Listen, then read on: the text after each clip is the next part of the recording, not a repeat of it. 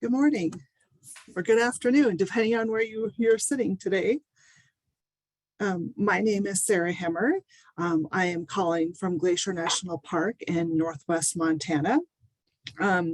Really excited to be here today, excited to be a part of this event, and looking forward to meeting with you and chatting with you via Zoom.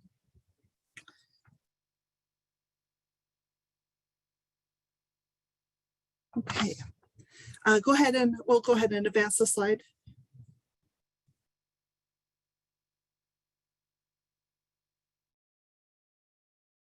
Okay, so what can you expect today?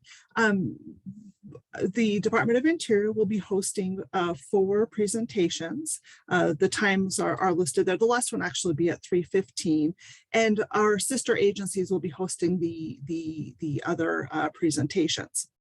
So my presentation should last about 20 minutes, and then we'll have a 20-minute Q&A after I talk about the Department of Interior. This will be a great opportunity to ask any clarifying questions about the application process, maybe about the types of jobs that we're filling. I did participate in this morning's session, and they did a fabulous job of talking about the hiring authorities, talking about what you would need. Thought the resume session was great. So you have great information, but if you have any clarifying questions, we'll be happy to do that. I have a team with me today that'll be monitoring the chat and helping me with that. And we have a moderator to help us as well. So go ahead and use that chat function for any questions you might have. Go ahead and hit the next slide. Okay, great. So in June of 2021, President Biden signed the Executive Order 14053 on diversity, equity, inclusion, and accessibility in the federal workforce, and named veteran and military spouses as targeted communities. We in the Department of Interior are really excited to be a partner with the Military Spouse Employment Partnership. We recognize what military spouses can bring to us, and we're interested in having you join our team. Go ahead and hit the next slide. So who and what is the Department of Interior? Well, this is our organizational chart. We are led by the Secretary of Interior, Deb Haaland. And then at the bottom of this slide, you can see the agencies that make up the Department of Interior. As I mentioned, I'm from the National Park Service, but a variety of agencies fall under the Department of Interior and help with varying missions, help with the overall mission of the Department of Interior in managing lands. Like I said, all of those different agencies below have different missions, but all falling under the umbrella of the Department of Interior. So let's go look at that Department of Interior mission. Next slide, please. So Department of Interior, who are we? We're 70,000 employees strong, a lot of volunteers operating all over the United States. The Department of Interior protects and manages the nation's natural and cultural heritage, natural resources and cultural heritage, provides scientific and other information about those resources, and honors its trust responsibilities or special commitments to American Indians, Alaska Natives, and affiliated island communities. The Department of Interior plays a central role in how the United States stewards its public lands, increases environmental protections, pursues environmental justice, and honors with our nation-to-nation relationship with tribes.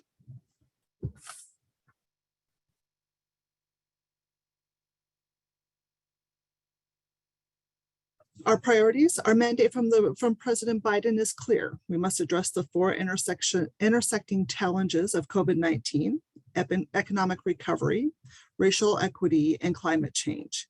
We have no time to waste in taking action to protect our public lands and the environment and American lives and futures. Okay, next slide, please.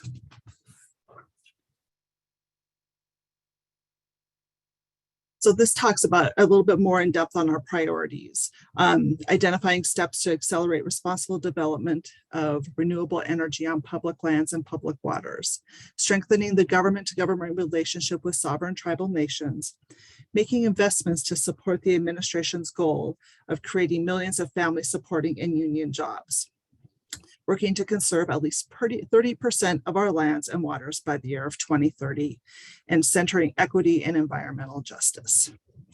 Okay, next slide, please. Okay, this slide discusses the hiring authority, like I said, which has been well discussed in the sessions this morning. It also shows a sample job search that you might see when you go to USA Jobs. This is an example of a couple of jobs that are in the Department of Interior that are open to the public and identify military spouses as a hiring authority. So this is similar to a job search that you saw today in the morning session. Your job search can further be tailored toward locations. And I think that, and they mentioned today that you can also search by remote job opportunities. I think probably universally across the Department of Interior and across the government, you will see a larger emphasis on remote work opportunities. So this allows individuals to stay where they're at in their communities, by their families, and yet still continue to look for federal employment and support the mission of the Department of Interior from a remote work location. So I invite you to search for remote, but then also we have locations all across the United States. So we'll ensure that your search also includes areas within your local commuting area. As one thing I will note on this job search, this one indicates that the individual who made this search was searching for open to the public, which you can do. You can also remove that open to the public search criteria and search for all military spouse opportunities.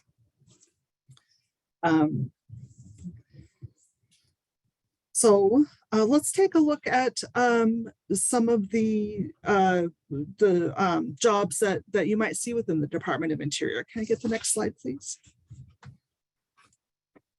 So these are the mission critical positions that have been identified within the Department of Interior. So these are positions that might be difficult to fill or are supporting some of those priorities that we described in our previous slides for the Department of Interior. So take a quick look at these. Some of these might resonate with you, but I also just want to emphasize we have so many positions across the Department of Interior, and each of those agencies with their different missions and different initiatives might have varying positions. This is our mission critical positions, but by all means does not encompass everything that you would see on USA Jobs for the Department of Interior. Next slide. So things to know when you apply. And some of this was discussed this morning, but I think I would like to emphasize a couple of things. Familiarize yourself with USA Jobs. And if you have not already, go ahead and create that account. Be in a spot where you're ready to apply for positions. As you create your account, go ahead and get that marriage certificate uploaded now. Go ahead and get those military orders uploaded now. Those documents are retained in USA Jobs and will be available to you when you go to apply. As you work in USA Jobs, you might find that some searches are working well for you, and you can create saved job searches, and your saved job search will let you decide how often you want to be notified when a position opens. I would recommend fairly frequent, maybe even daily notification if a job pops up that hits your search criteria. And the reason is that some of the positions do close rather quickly if they have applicant limits or have a high, an expectation of a high yield of applicants. They can close kind of quickly. If you if you're notified timely and have your information ready, you'll be in a spot to submit your application and not miss out on any opportunities. So we said include your documents, marriage certificate and military orders. Those can be uploaded in your profile without even applying for a job. So you can get that ready. I thought the resume session today was great. And I will just emphasize that the one-page resume that you use for private sector is not the same resume that is used for government employment. Tell us what you did.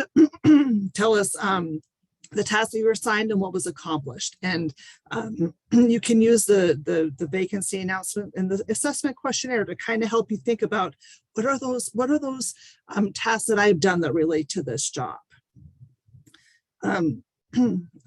Align your resume with the position you're interested in applying to.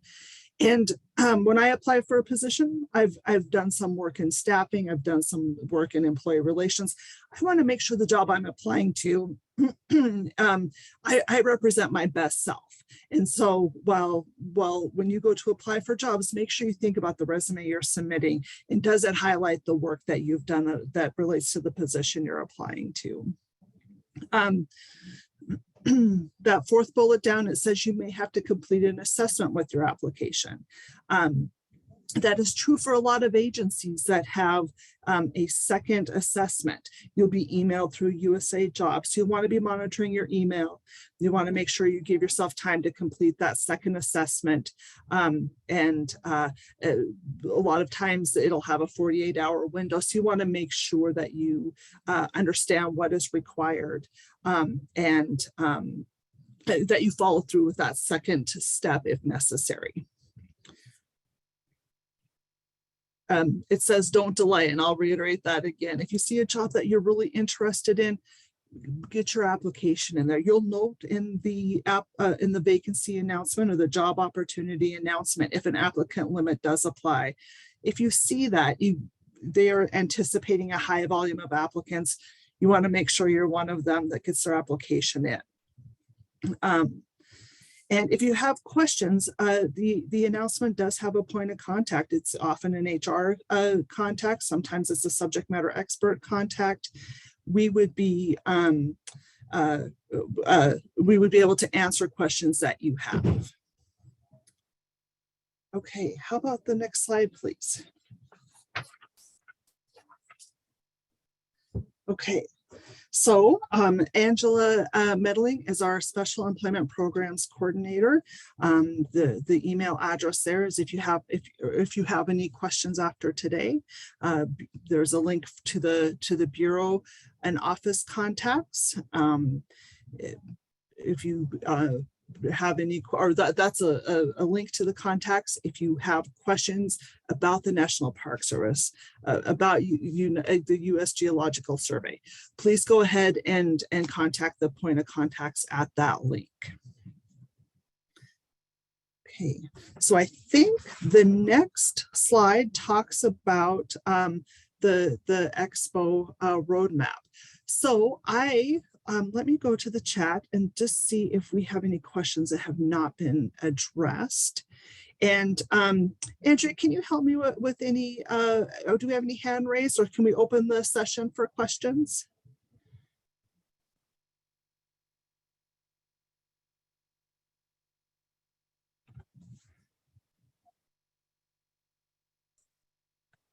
Sure. Oh, yes. Go ahead. Thanks, Sarah.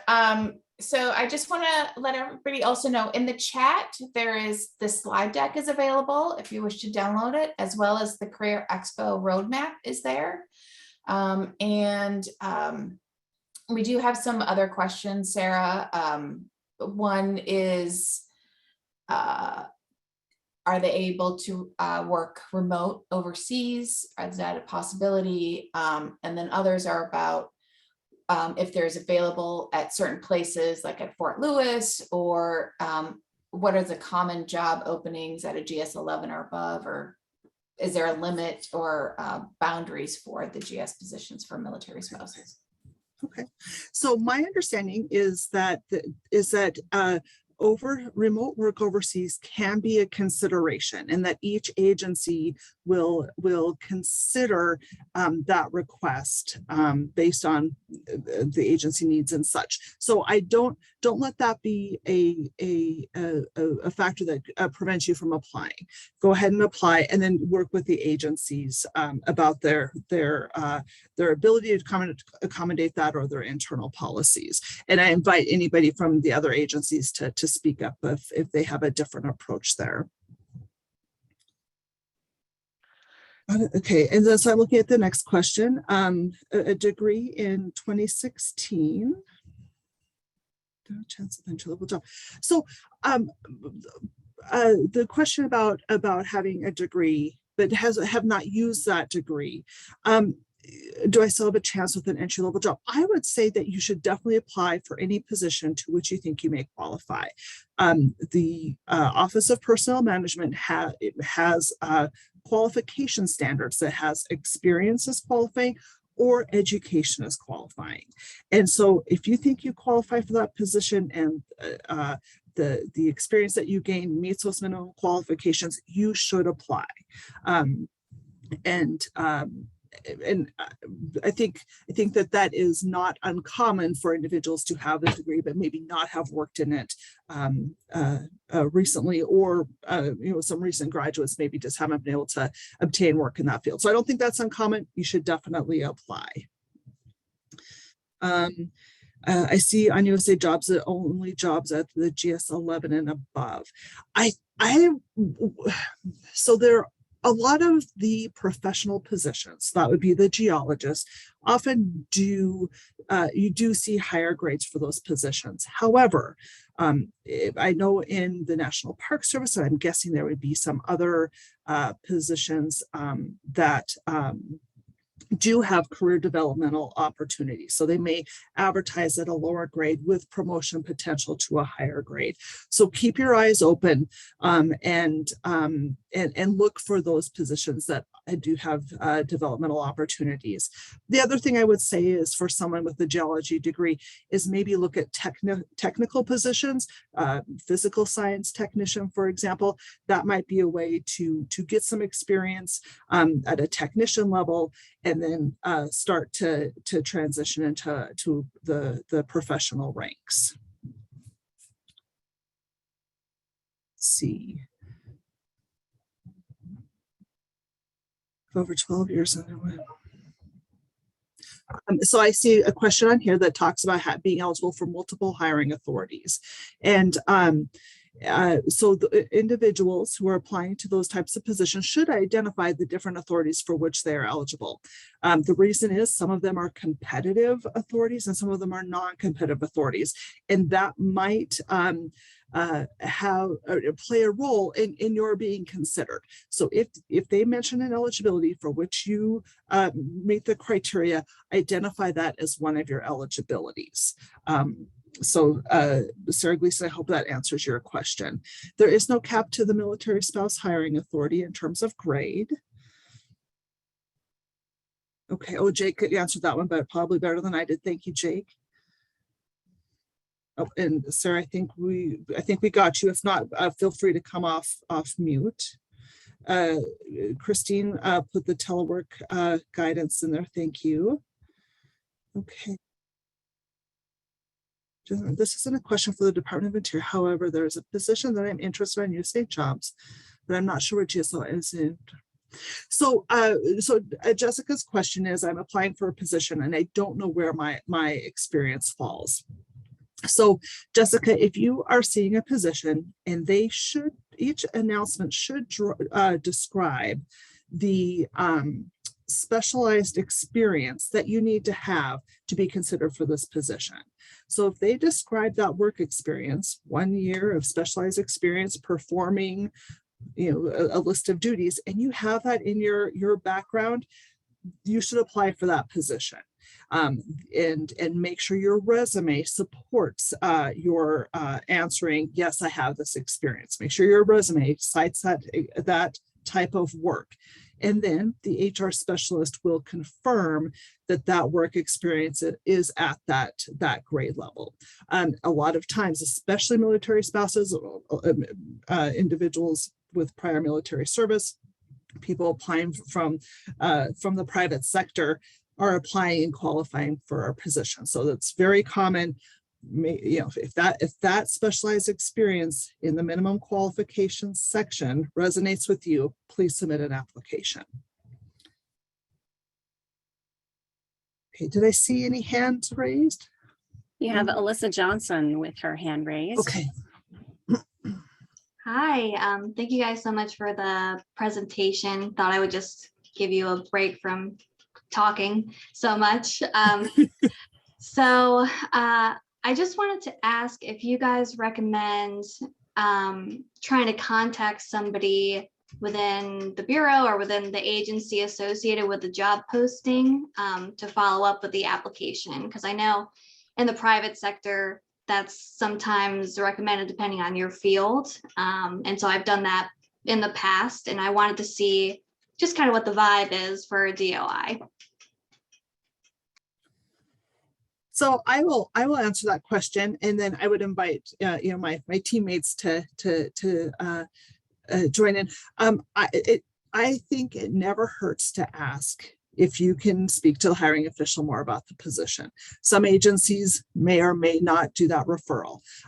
But when I apply for a position, I will get a notification that says my application was referred to the hiring official, and there's nothing preventing you from asking to pursue that conversation with the selecting official.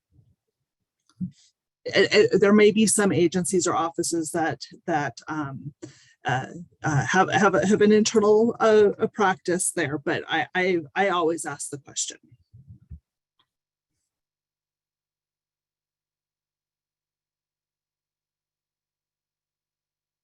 So I see Sarah Gleason had a question about so positions do positions have to be announced, and we do have to announce positions, and military spouses do need to submit an application. That term non-competitive can be a little nuanced. There's non-competitive authorities that we can use, but it does require a posting and announcement, and it does require individuals applying to be considered. There are other authorities, veteran reemployment appointments or VRA appointments that don't require an announcement to be posted, but military spouse does. Okay, so Alyssa, I'm sorry, did I answer your question? Great.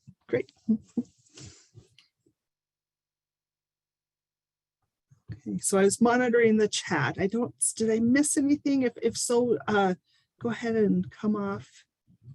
It looks like Jessica Carpenter has a good question about digging into the GS level for the experience to try to figure out where they are and whether or not they would qualify for that position. So I'm interested in a job, but I'm not sure what level I am. Is this open to interpretation, and how can I get a definition? Okay, so the job opportunity announcement should have examples of what that specialized experience is to qualify for the position. I realize that is kind of a it's not so black and white sometimes when you're applying for federal jobs, but the vacancy announcement should talk about what is minimally qualifying for the position.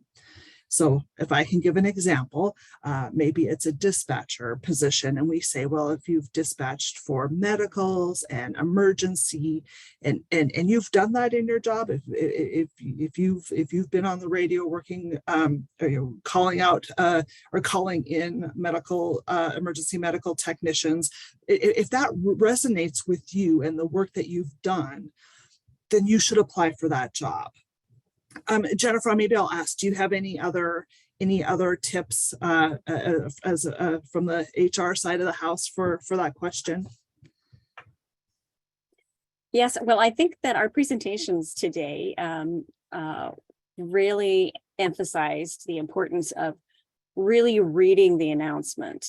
And you may think that a particular section is just a bunch of minutia, but there might be some gems in there to help you build your resume more effectively for that position that you're trying to compete for. Yeah, so one of the things that I will do if I'm applying for a position is I'll read through the announcement, and we try to make them plain language. I know ours, you maybe not super successful all the time. And then the other thing I will do, and I saw this today, is they will go to the assessment questionnaire and look at what are those tasks that I'm going to be evaluated on. And if I can feel like I can answer some of those, like, oh, I've done this work, or oh, I've been trained in this, that's one, an indication they should probably apply. And two, does my resume support me answering a question like I've done this work or I've been trained in this work? Does my resume support that? So that would be my other tip. If I read an announcement, I'm like, oh, this sounds like me. I've done this work. I think I can do this. Would be a good fit.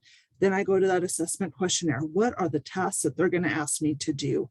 And do I feel like those are a good fit for me?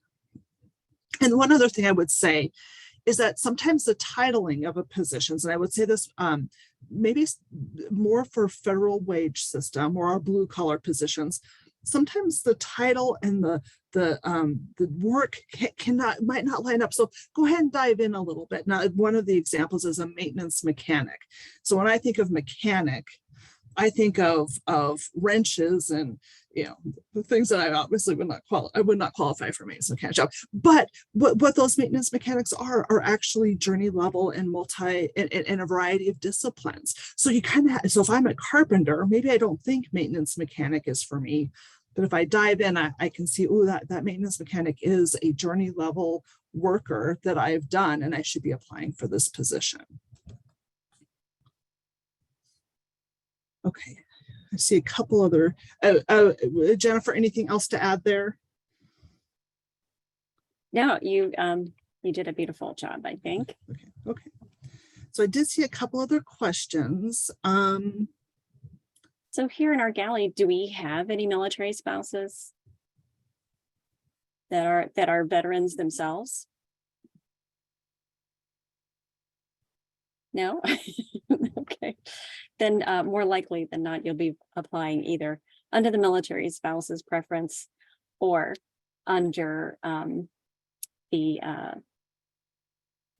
open to the public. But the point that I wanted to make real quick is that you only have to get accepted to one job once and start working. So whether it's in if you find a job at the local MWR and you're working in a non-appropriated fund, you're still considered federal service. And that DA 3434 is your proof of reinstatement. Okay, so that'll get you into a whole different category of competitiveness. Other questions here. Are VRA appointments limited to GS 11 and below? The answer is yes. If spouses are picked up through VRA, they have to assign a retention clause.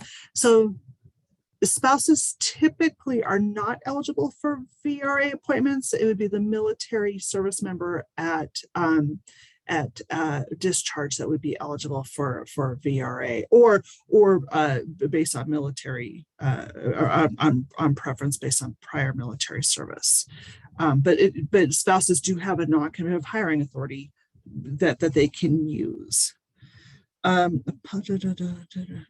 the slides are at the top of the slide deck, and I bet you I can talk Andrea into throwing them in one more time for us at the bottom.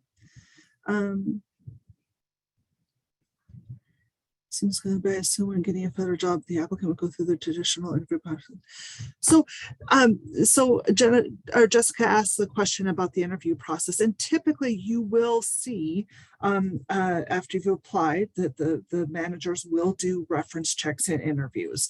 It's not a requirement by the Department of Interior's merit promotion plan, but it is it's a best practice from an HR standpoint, and typically you can expect interviews.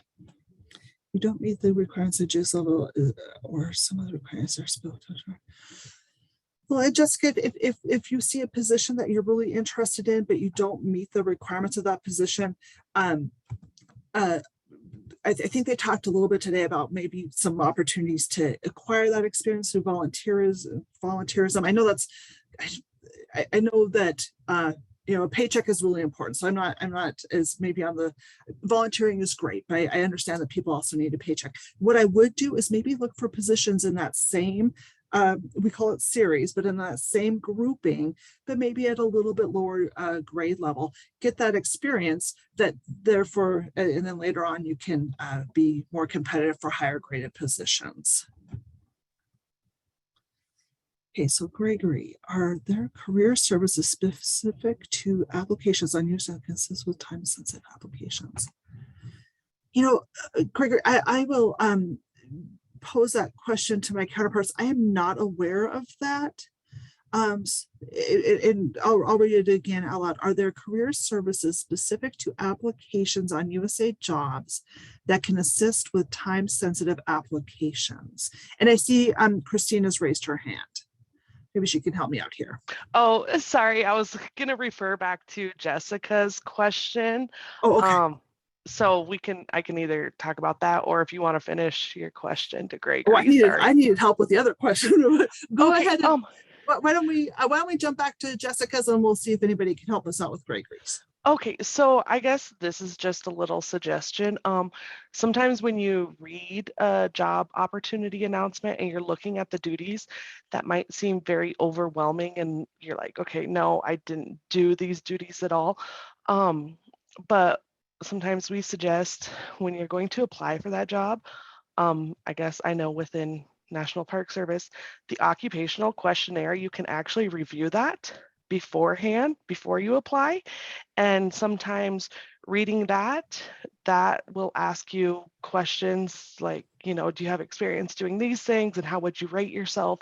So I know for me personally, sometimes you read that occupational questionnaire and it triggers, remembering doing things that did apply to that in the past. So I would suggest reading those, and then, you make sure your resume contains that information.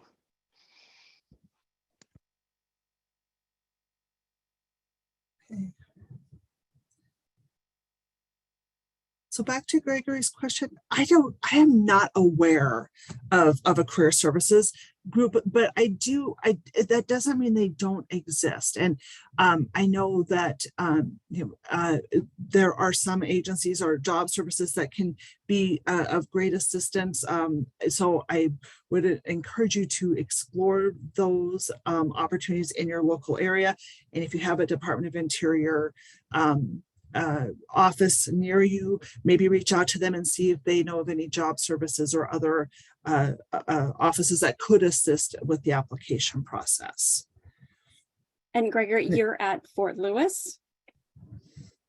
So at JBLM, you could work with either your local FRG, your local education center. FRG is your family readiness group, and also your education center, to be able to assist you with your resume building, etc., and let them know what type of position that you're looking into. And I know that you said that you have a degree in geology. The Bureau of Reclamation has postings for geologists all the time. There's one open right now in Sacramento, just a little south of where you are. But I know that we have them posted all the time. And it does take a little bit of time to get on board and stuff like this. So if you're once you and your spouse get to a point where you're more flexible with where you're living and where you're going next, especially when it comes time to transition, that's when you really want to hone in and keep those search alerts for the geology positions posted. Reclamation would love to have you. You could have a really cool sticker like me.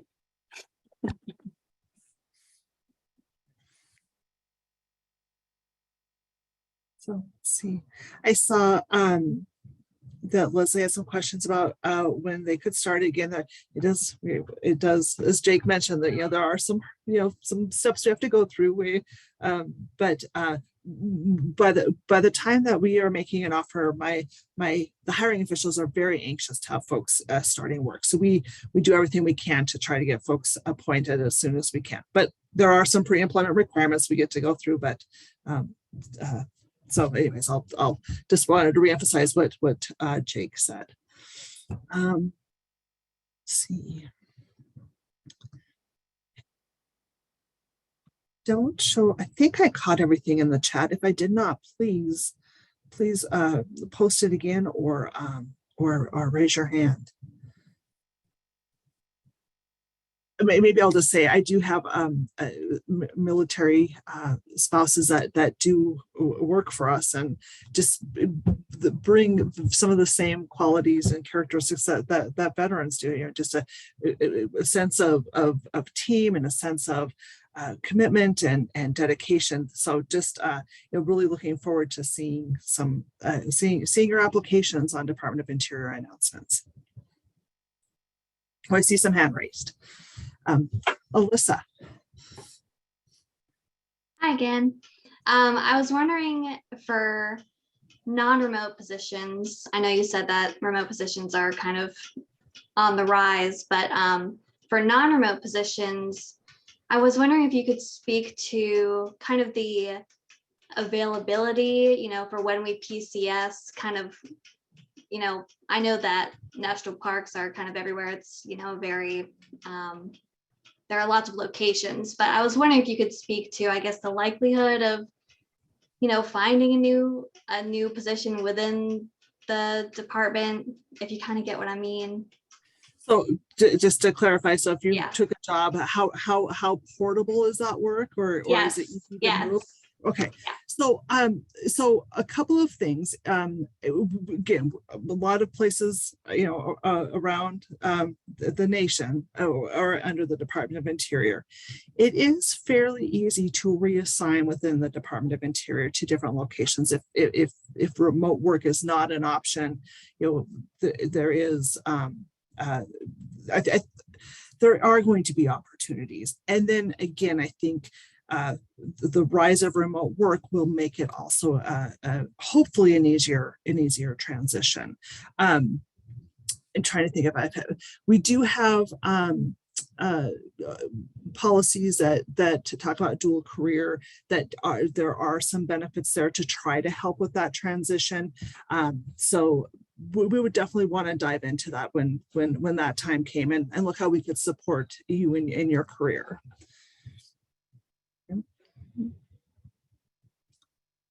Sarah Gleason.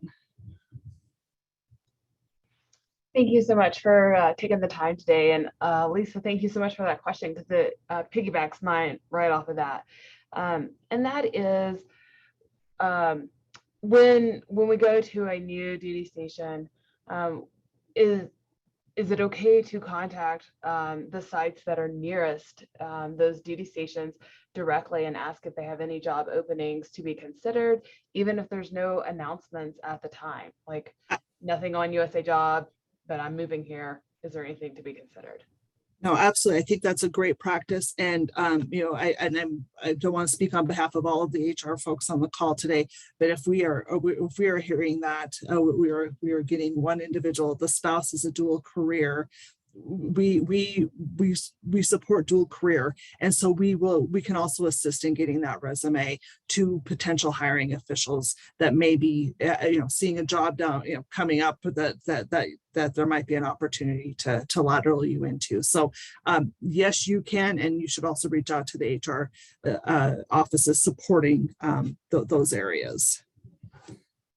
Thank you. And then just a follow-up question to one of my questions earlier about the VRA for the spouse that is in the actual military service member. Is there a retention clause that they have to sign if they're picked up through the VRA hiring authority? The answer is no. I'm trying to think if I'm missing anything. No, but a VRA appointment does require a 1 to 2 year accepted service appointment. So they have to have like a training plan. Right, there is a training plan. There is it is a 2-year accepted service appointment. And then they would be eligible to go to competitive service. But there is not a service agreement that doesn't that requires them to stay in that position for 2 years. I guess maybe I don't know if I understand the question. So the question is, should they take a position, can't starting the position, let's say that it starts in January, and then in 5 months after that, another position that they're qualified for at another location was to be announced, would they be able to apply for that, or are they kind of stuck in that one position that they already accepted? Okay, so it depends on the nature of how that the second position was advertised. Being in the accepted service, technically it doesn't fall under the merit promotion plan for competitive service promotions. But if a position is advertised open to the public, they'd be eligible to apply. If it's open government wide, they're able to apply based on their VRA eligibility. So it's a little bit of not a black and white. You need to understand a little bit more about the position and how it was being advertised for that second position. Thank you. That answers my question. Okay. It's a depends question. So I know we're at 11:41, and I want to make sure you have an opportunity to go to the next session. Andrew, I might, if you're willing, posting that document that lets them with the links to the other sessions, so you get folks to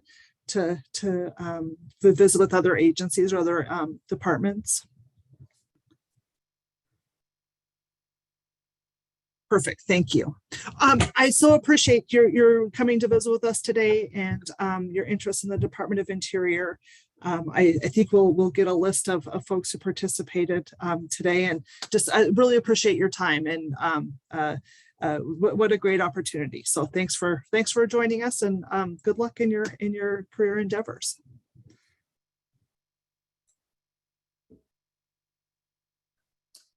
Thank you. We will start our next session at 1:45.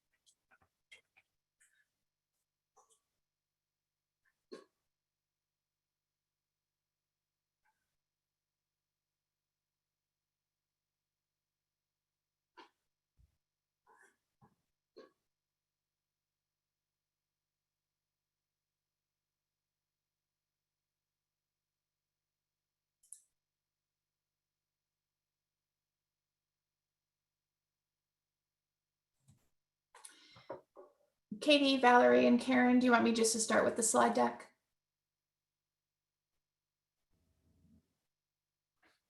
I think Karen said yes, please, but Okay. she was on mute. Okay. Sorry, mute. Thank you. Yes.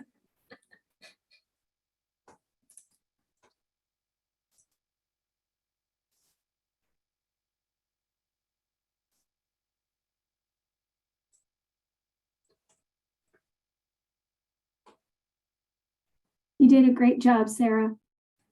Good.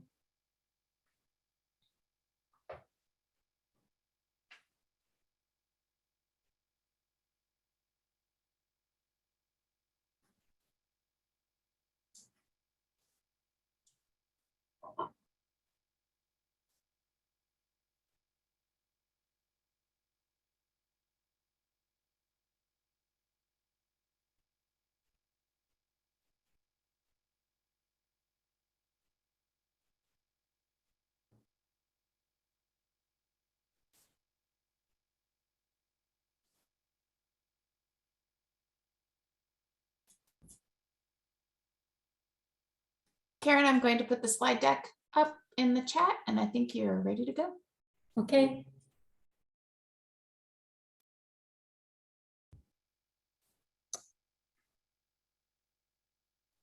Greetings, everyone. Welcome to the Federal Interagency Military Spouse Career Expo. We are very pleased to be with you today. My name is Karen Irons. I am the Veterans and Individuals with Disability Program Manager for the Department of Interior, Bureau of Land Management in Phoenix, Arizona. Here with me today is Valerie Mador. She is the military spouse, and she is with the Bureau of Land Management, Minority Servicing Institution Coordinator, located in Washington, D.C. And I also have with me Katie Shea. She is the branch chief with the Human Resources Information Systems, located at the Bureau of Land Management National Operations Center in Denver, Colorado. May I have next slide, please? Okay, here's what you can expect from our presentation today. First, we are going to do a quick overview of the Department of the Interior. We'll go over our department military spouse hiring efforts, our organizational chart. We'll discuss the Department of the Interior's agency priorities, and we will cover our application process for the Military Spouse Hiring Authority. After our presentation, we will have a question and an answer session and go over in detail any of the questions you might have. This will be a great opportunity to cover in greater detail any questions about the hiring process, the USA job system, and how to apply, and even help with on our navigating the website. We will also cover what is specifically required in your application, how to search for DOI vacancy announcements, and even how to find vacancies with other agencies that you might be interested in. Next slide, please. President Joe Biden signed our Executive Order 14035 in June of 2021. This executive order on diversity, equity, inclusion, and accessibility in the federal workforce also named veterans and military spouses as targeted communities. The military spouse unemployment rate is highest in the nation at approximately 22%. The White House's Joining Forces initiative works with the government at all levels and nonprofit and private sectors to reduce challenges and push economic opportunities to reduce these unemployment rates. The DOI is a partner with the Department of Defense Military Spouse Employment Partnership. The Military Spouse Employment Partnership is an employment and career partnership connecting military spouses with hundreds of partner employers who have committed to recruit, hire, and promote and retain military spouses. Next slide, please. Here's the organizational chart for the Department of the Interior. The DOI is a cabinet-level agency that manages America's vast national and cultural resources. Our department employs some 70,000 people, including expert scientists and resource management professionals in 11 technical bureaus, such as the National Park Service, Bureau of Indian Affairs, U.S. Fish and Wildlife Service, Bureau of Reclamation, U.S. Geological Survey, and the Bureau of Land Management, just to name a few. As you can see, in addition to our 11 bureaus, there are several offices that fall under the Office of the Secretary, the Assistant Secretary for Policy, Management and Budget, Solicitor's Office, and the Office of Inspector General. Next slide, please. I'll now turn it over to Katie. Yes, thank you. The Department of the Interior manages public lands and minerals, national parks, and wildlife refuges, and upholds federal trust responsibilities to Indian tribes and Native Alaskans. Additionally, Interior is responsible for endangered species conservation and other environmental conservation efforts. DOI is comprised of 70,000 employees, 280,000 volunteers, and operates in 2,400 locations. Our mission is to protect and manage the nation's natural resources and cultural heritage. We provide scientific and other information about those resources, and we honor our trust responsibilities and special commitments to American Indians, Alaska Natives, and affiliated island communities.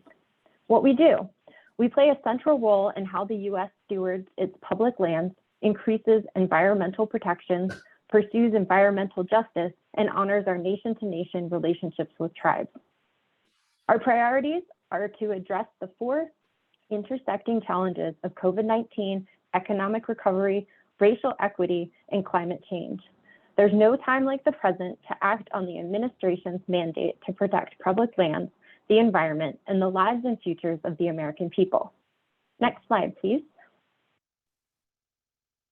To meet our priorities, Interior is taking bold action to ensure all communities benefit from aggressive and whole of government response.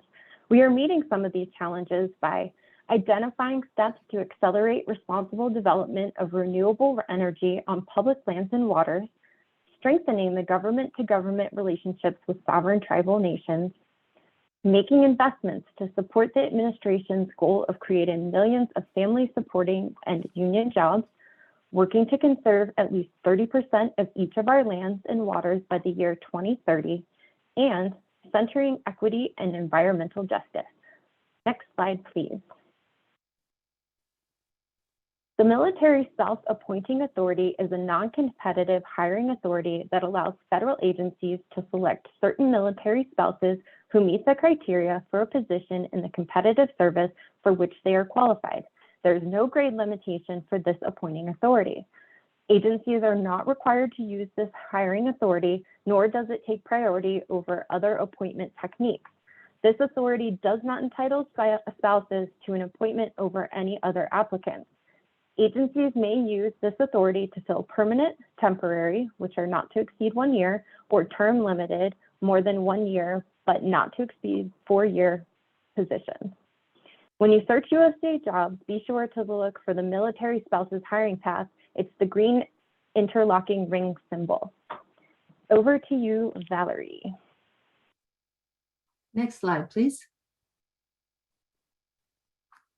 Mission critical occupations at Interior is defined as an occupation having the potential to put a strategic program or goal at risk of failure related to human capital deficiencies. Each bureau may have specific and/or additional mission critical occupations. For example, Bureau of Land Management has GS 0028, Environmental Protection Specialist, GS 1170, Realty Specialist, and GS 0965, Land Law Examiner, to name but a few. Such occupations usually reflect the primary mission of the organization, without which mission critical work cannot be completed. As you can see, we have a wide variety of professional career opportunities that are listed on this slide and many more. If you are interested in learning in great detail more about our careers, please visit our website at www.blm.gov. For more information about the current vacancies for each of these professions, please check out our federal online application portal at www.usajobs.gov. Please check this site often because BLM is continuously looking to fill many of these high demand positions. Some are open for a brief period of time, so you want to be sure that you're checking as often as possible so that you can apply to as many as possible. Next slide, please.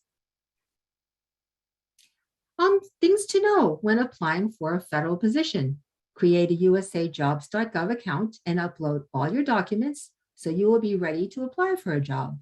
As a military spouse, you will need to attach to your application your marriage certificate and military orders, as well as any other required documents listed in the specific usajobs.gov announcement.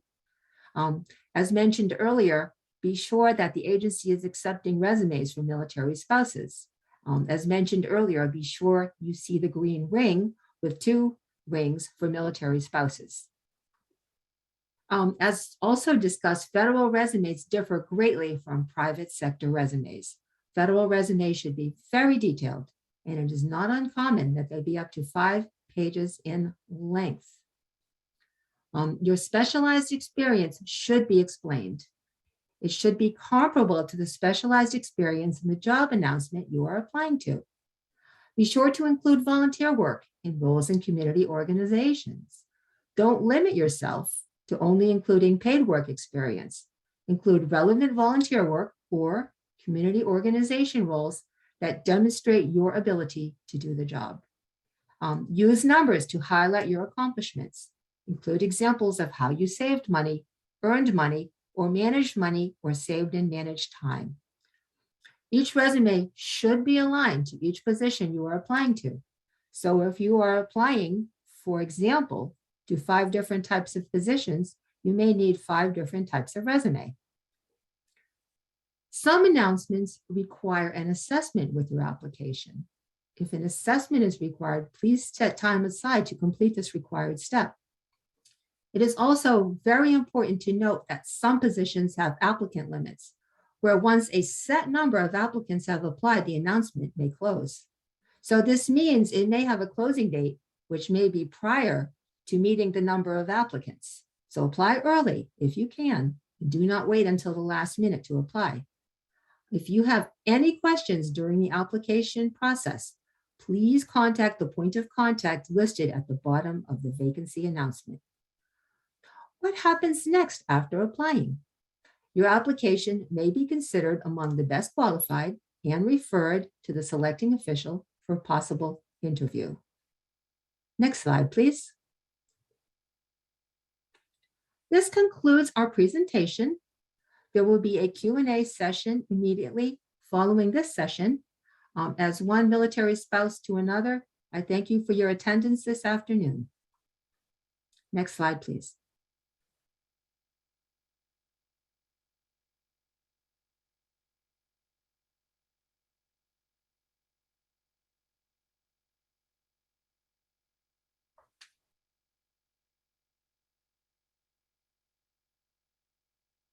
I see that there is a job. Oh, Sarah just answered it. Thank you. The question was, is there a specific job fair job posting on USA Jobs to apply for this DOI event? I am not aware of any, and that was the response, but Aaron, no, okay.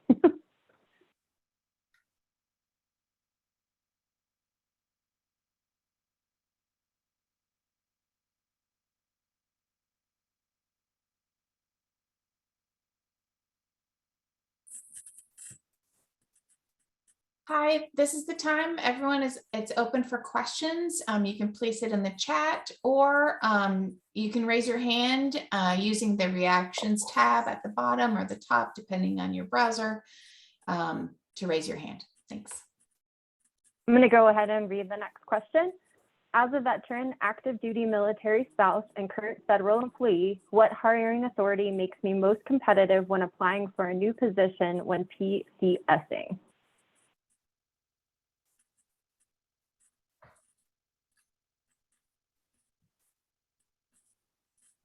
And hi, Karen, I can answer this question if you want. Yeah, so if you are a veteran, active duty military spouse, and current federal employee, anytime you are looking for opportunities on USA Jobs, you definitely want to look at all of the available hiring paths and apply for as many different hiring paths as you are eligible for. That increases your chances on showing up on multiple certificates possibly. Now, when you do that, you want to make sure that you're attaching all of the relevant documentation. So for example, if you're applying as an active duty military spouse, you'll definitely want to attach documents that we've covered here in this slide. If you're a current federal employee, typically you'll be asked to provide your most recent SF-50 notification of personnel action to show that you are a current federal employee and that you have status. And if you're a veteran, then of course the applicable military documentation, such as your DD-214. If you're a disabled veteran, you'll want to attach your VA documents as well. So it really depends on the specific announcement. So make sure that you read that thoroughly and look at all the available hiring paths, and then just make sure you're attaching the documents required. Great question.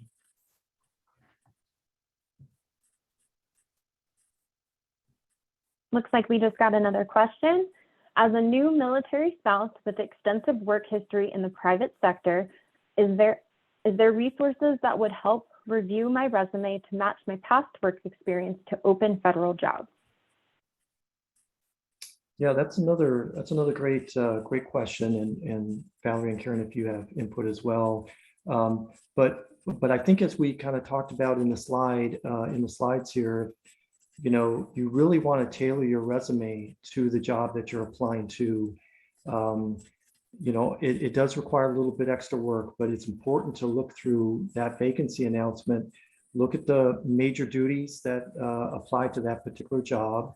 There's usually a very good description as far as what type of specialized experience is required, and education as well. So you definitely want to tailor your resume to match the particular announcements you're applying to. And as Valerie discussed, definitely private sector work experience certainly is relevant. You also want to include any volunteer experience that you might have worked at as well. If you feel it applies, is relevant to the job you're applying to, you definitely want to include that.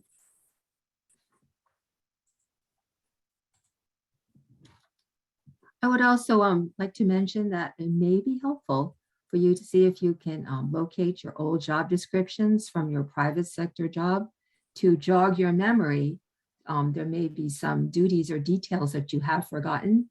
And if you have something in front of you as a place to start, so much easier than starting with a blank screen. So see if you can find those and take a peek at those and see if that's a way to get your federal resume underway.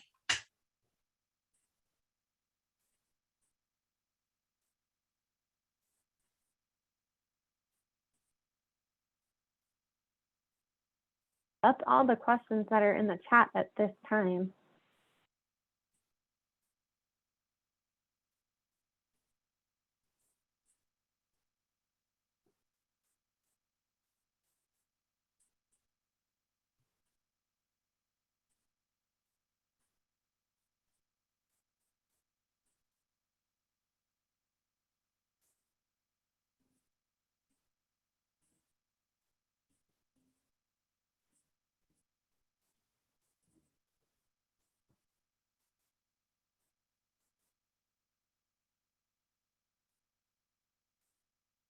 Angela put in there that the Military One source information. The SECO career coaches are available from 7 a.m. to 10 p.m. Eastern Standard Time, Monday through Friday, to help with if you need help on your career. Military One source, and she put in a link. I'm sure that's she meant for the resumes and such. Actually, Military One Source is a phenomenal resource for all of our military spouses. You can call them if you need to find the local grocery store. They're very handy for everything military spouse related or military related. We're PCSing to another location and we need to find out some information about housing, whatever. They're multifaceted. Forgot all about it. Thanks, Angela. Thanks, Angela.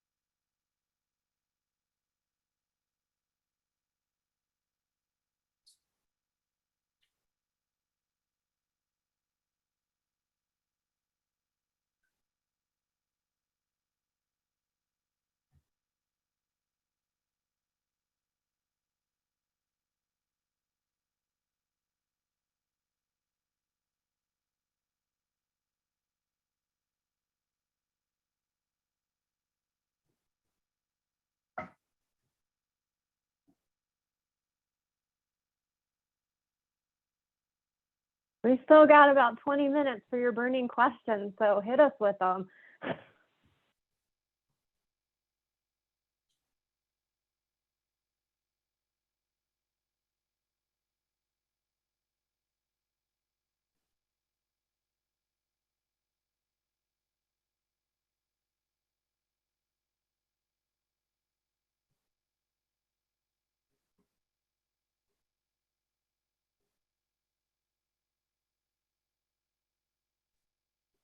I have a question, Katie.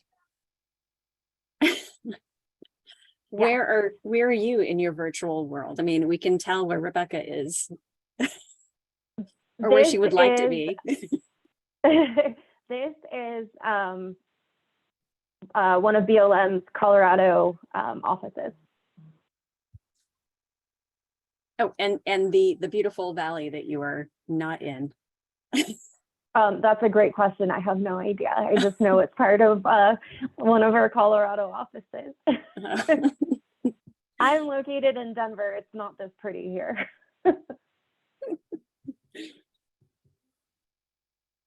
I'm in the Bighorn Reservoir, thanks to the Bureau of Reclamation's Yellowtail Dam facility. Lovely.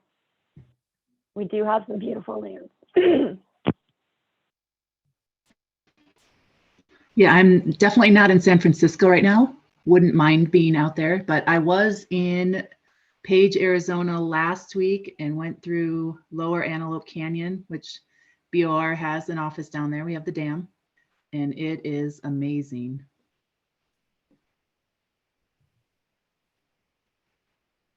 I think that's why everyone wants to work with the Department of the Interior.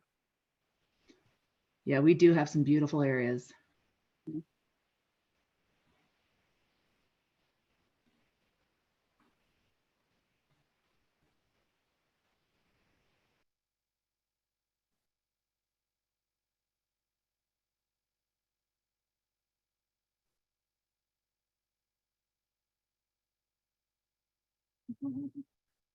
You must have some virtual lunches happening. Yeah.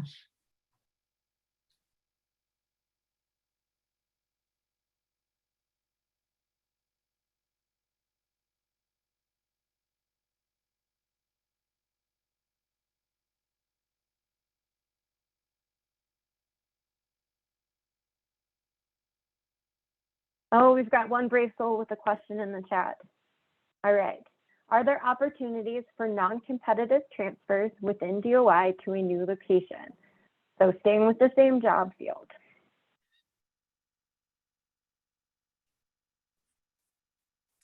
Yeah, great question, Leah.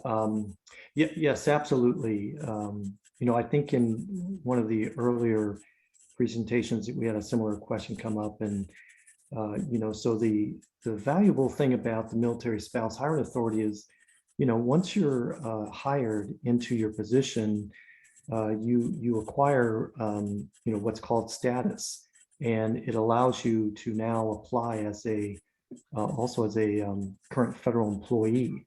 And so when you look on USA Jobs, you'll see many positions that are open to competitive service candidates. And so you'll be able to then do your job search for all DOI bureaus and locations that you might be interested in the career field that you're interested in as well. So absolutely, and of course that applies to other federal agencies as well. So it's a great bonus once you do eventually get hired into the federal service. It allows you to be able to transfer to other agencies.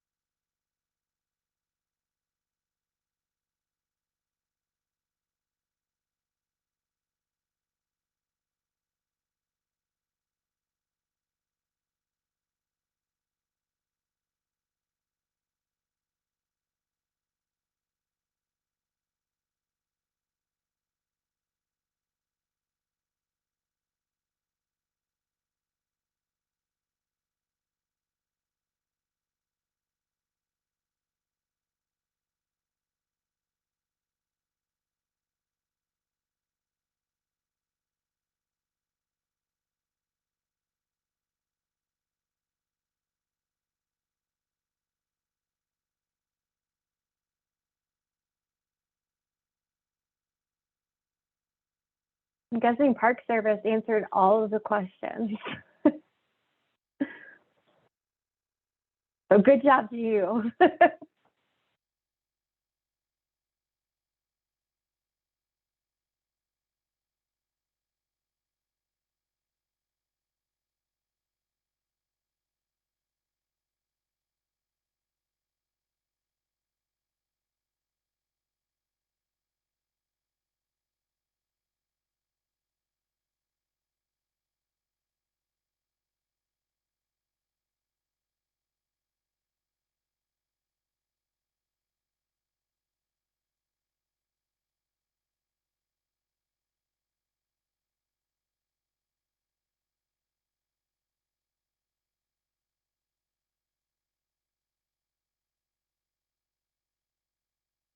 Thank you, Sarah. BLM is a beautiful place to work.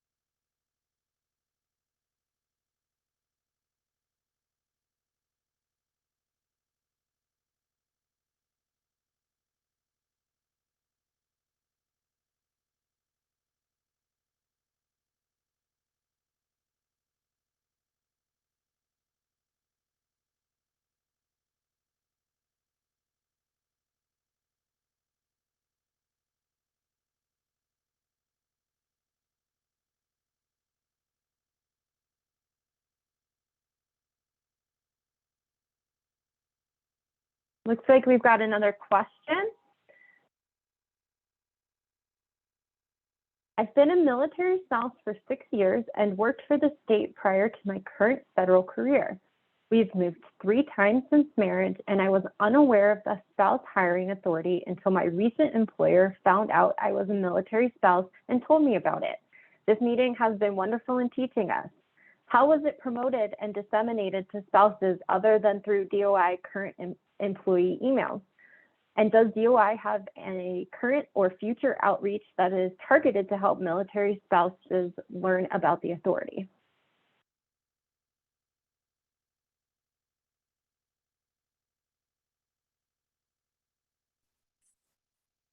And that's a great question. I'm wondering if someone from DOI is able to answer that. I'm not too familiar with how this particular event was marketed.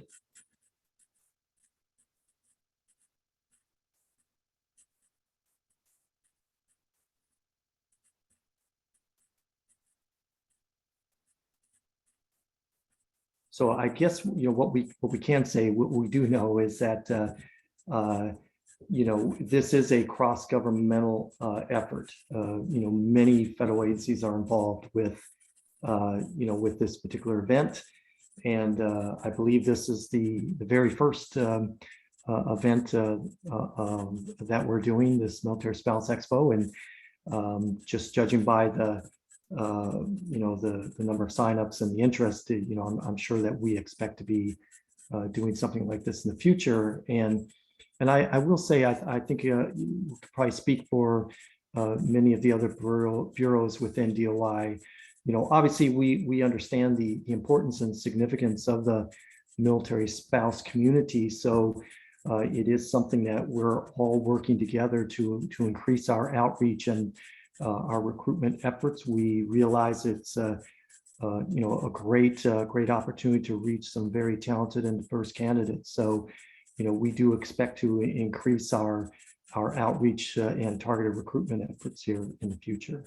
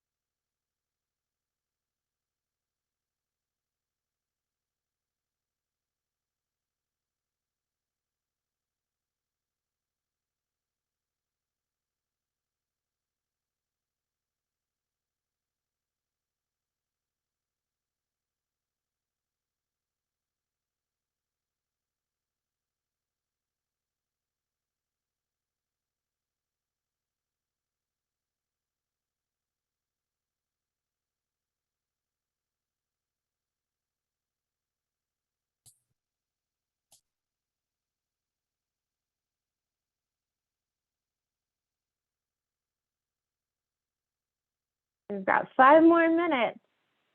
Last chance.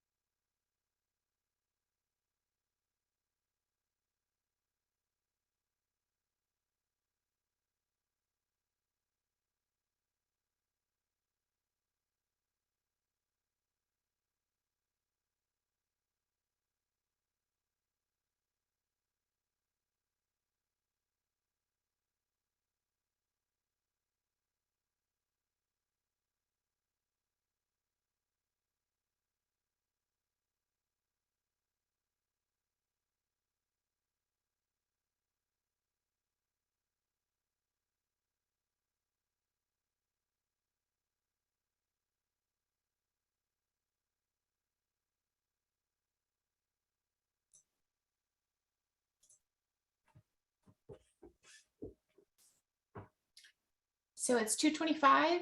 I'm going to put in the Career Expo roadmap. If you need that to find your next presentation.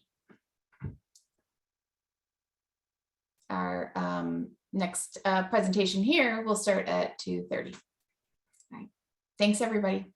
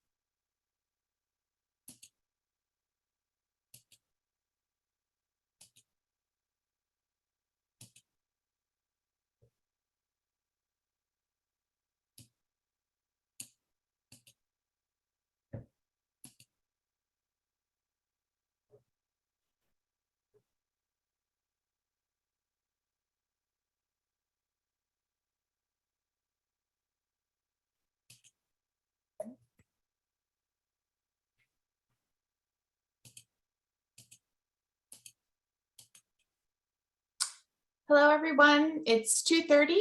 I've put I've attached the slide deck in the chat if you need it, and I'm going to turn it over to Department of Interior. Thanks.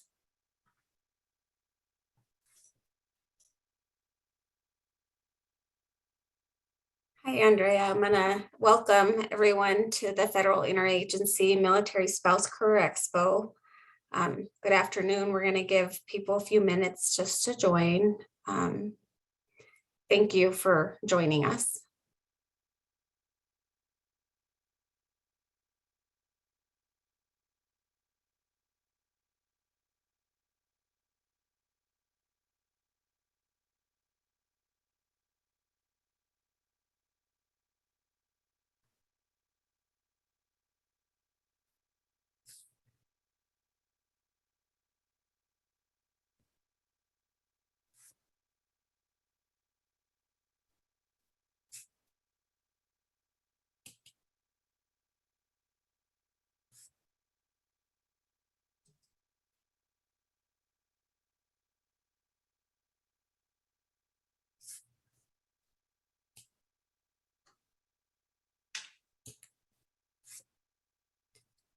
Welcome, everyone. We're just waiting for a couple more people to join us. Hope everyone is enjoying the session from this morning and this afternoon.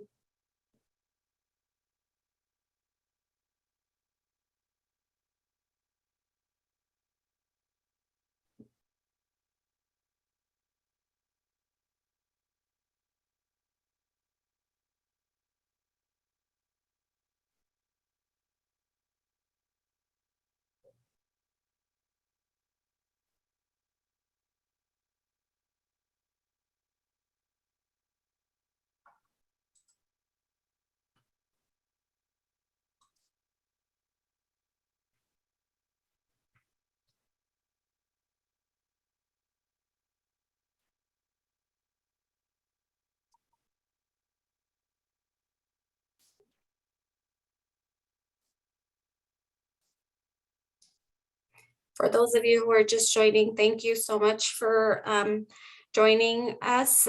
We are very honored to have been invited to participate in the Federal Interagency Military Spouse Career Expo. We will be starting in just a few minutes, waiting to see if any additional participants join.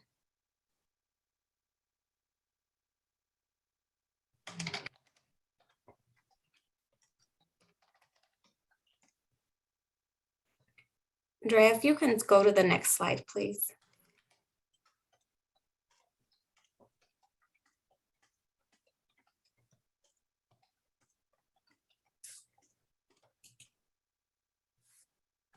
Good afternoon.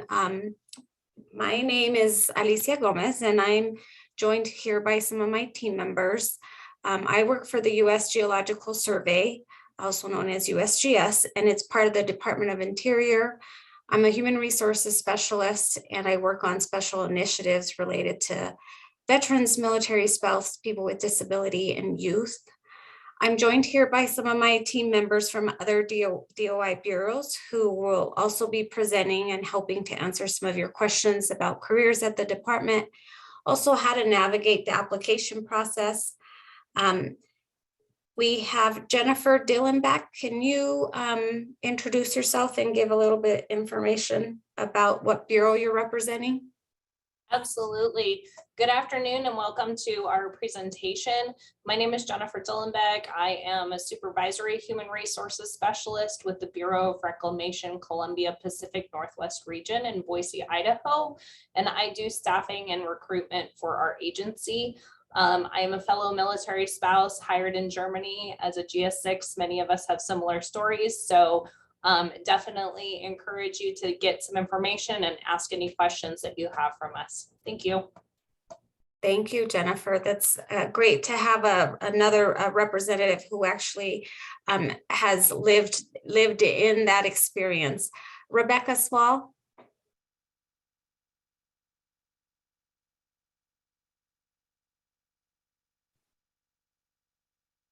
Sorry, wasn't prepared to go next. I am Rebecca Small. I am with Bureau of Reclamation in Salt Lake City. I am prior military myself and also married to a now retired military member. So I have relocated with my spouse and have kind of gone through the process. So hopefully just with my previous experiences and working with Department of Interior, I can help provide answers and some assistance with anything that anybody has right now. Thank you, Rebecca. Jennifer Hagenston, sorry if I didn't say your name right. Yeah, it's Jennifer Hagenston, pretty close. I'm with the Bureau of Reclamation out of Billings, Montana. I'm an HR specialist. I am also a veteran and transitioned from being a veteran to a military spouse.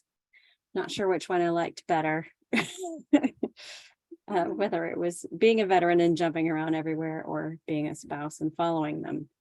But it did suck to have to try to find a new job every 2 years. And then of course, if you meet a military spouse that has a career, then usually the first thing they're going to say is, well, my husband retired in. That's how that goes. So I'm very happy to help my fellow military spouses do better. Thank you so much. And then we have Daniel Bevels. Hi, I work for the Bureau of Safety and Environmental Enforcement, and I am an HR specialist. Thank you, Daniel. So I just want to go over, we're going to do a quick overview of the Department of Interior and also share some information about the Military Spouse Hiring Authority. I know that you all received some information this morning. We also want to allow lots of time for question and answers. So this is your opportunity to ask any questions you have. As you saw from the introductions, we have a lot of great resources, and so we're happy to guide you through that process and answer some of your questions. You can use the chat feature to type in any of your questions, and we'll continue to monitor that chat during the presentation. After the presentation, we'll also have opportunities to raise your hand. You can unmute and ask your questions. We really want this to be an interactive session, and we promise to give you those opportunities to ask those specific questions. You have a lot of subject matter experts, not just in human resources, but who have real life experience with the military spouse and veteran hiring avenues. So we're here to help answer any questions you have. Next slide, please.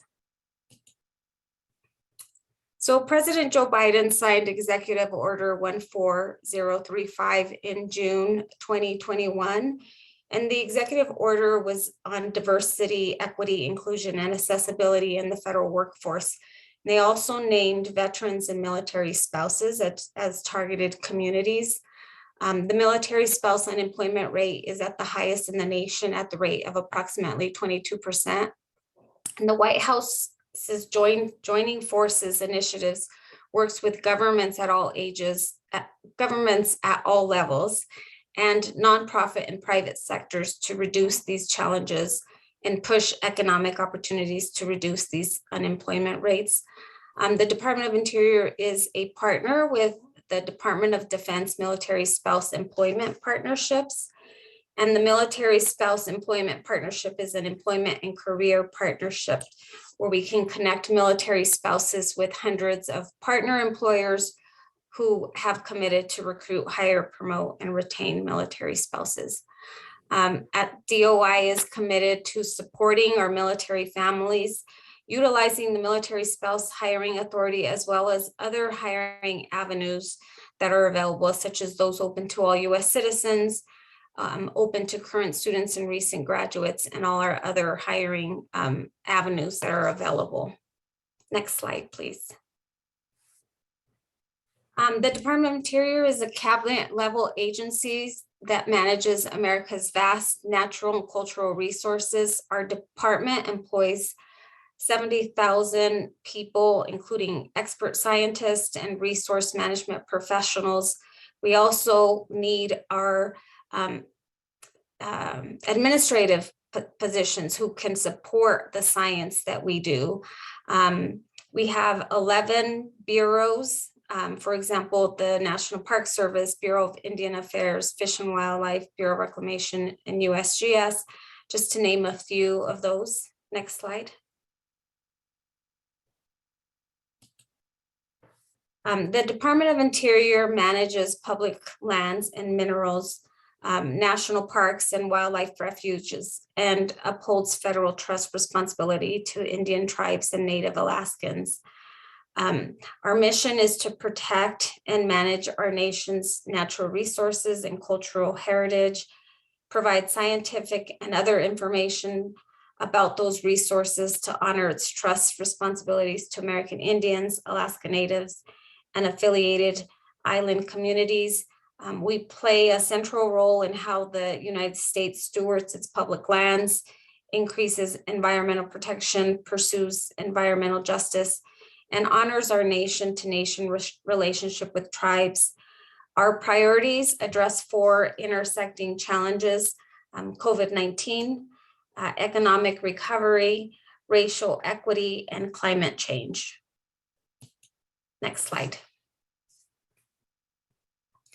Now, to meet our priorities, we are identifying steps to accelerate responsible development of renewable energy on public lands and waters, strengthening the government-to-government relationships with sovereign tribal nations, making investments to support the administration's goals for creating family-supported and union jobs, and working to conserve at least 30% of our lands and waters by the year 2030, and centering our goals on equity and environmental justice. Now I'm going to turn it over to Daniel, who's going to be providing additional information about the Military Spouse Appointing Authority and tips and tricks. Okay, thank you, Alicia. This page here on the slide deck, it basically talks about how the how it came to be. Just a couple things that I want to talk about here is that there is no grade limit with this type of with this type of action. So it is for all grade. It is for all grade levels. It's also used for term positions as well as temporary. And over here on this side, you can see that they have a sample job search for you. So so you can see how to search for jobs on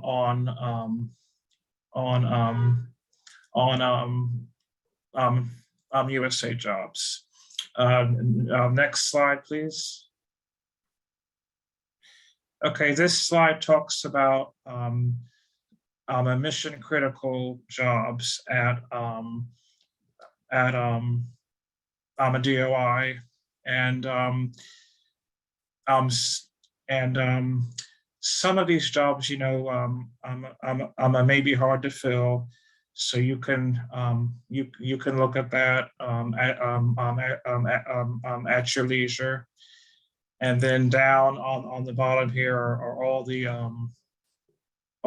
parts of a DOI as well. Okay, next slide, please. Okay, I would say that this slide is the most important slide out of the whole slide deck.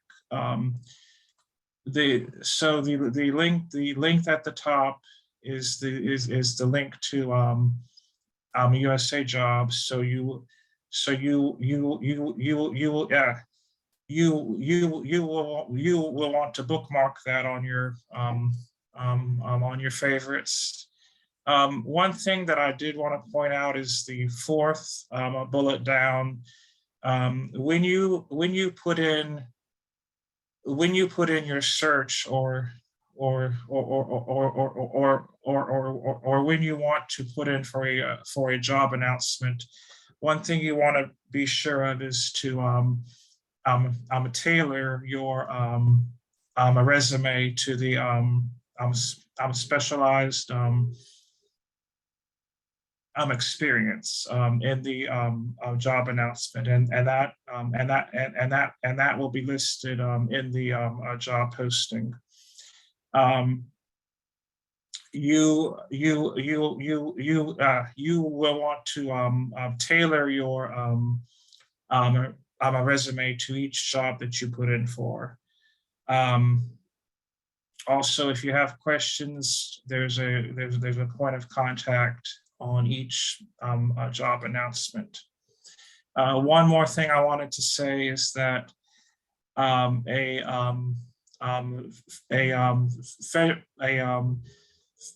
federal government resume is not the same as a private sector resume. You want to be as detailed as possible. We always say that your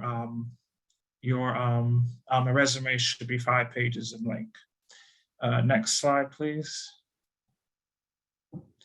And here are the point of contacts if you have any questions after our presentation. You can reach out to these links. Okay, that's the end of our presentation. Let's see if we have questions. I do see one question, Daniel, and so how often do you all pull applications for referrals from open continuous postings? USGS, we don't post many open continuous, but that's a great question. Does anyone in the group have experience with open continuous? And can you provide any information about that? We don't use them at Vessi, so I haven't had too much with that.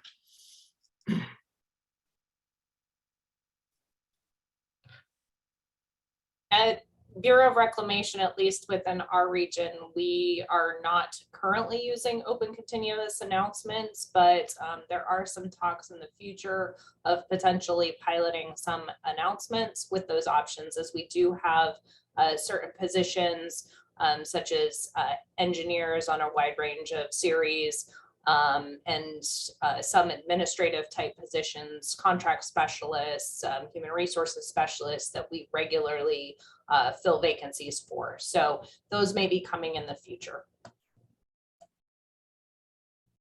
In our region, we have several open continuous positions that run on a regular basis, such as a drill rig operator helper.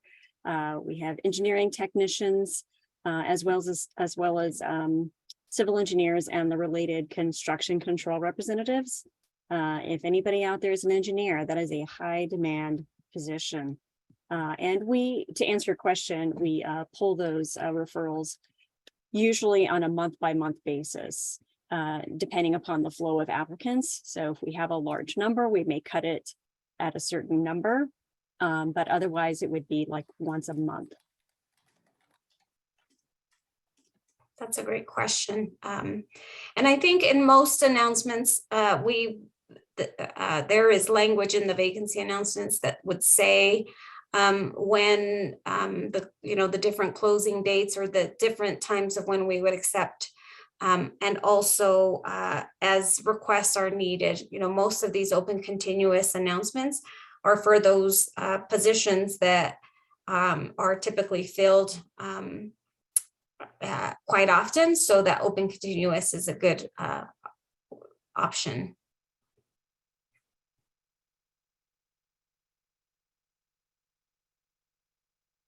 And I see there's a couple of other groups that have responded. Let's see. April, hello, I joined late. Are there any IT or other roles available for someone with a computer science degree? And I'll go ahead and answer that question. Yes. We're primarily a science organization, but we do need a lot of computer science and IT type of positions. We can't do our job. Some of our scientists can't do our jobs without having that computer science and that IT background with those tools. So we are always recruiting for IT and computer science positions. I would say that the one thing that's really important when you are applying for positions in those fields is that you look at the specialized experience, because typically our hiring managers are looking for very specific experience and skill sets. So we want to make sure that you're highlighting your skill set and documenting that on your resume to show that you have those, that you meet those skills. Anyone else want to provide any additional information?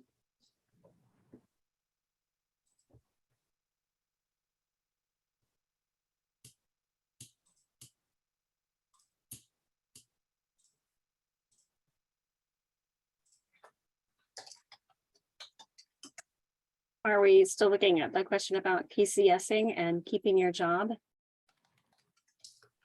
Is that a question? Okay, you go ahead and take that one.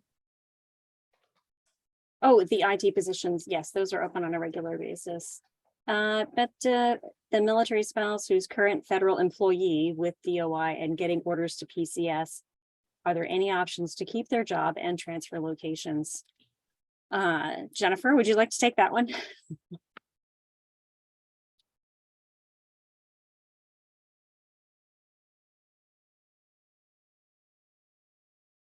You're on mute, Jennifer, if you're talking.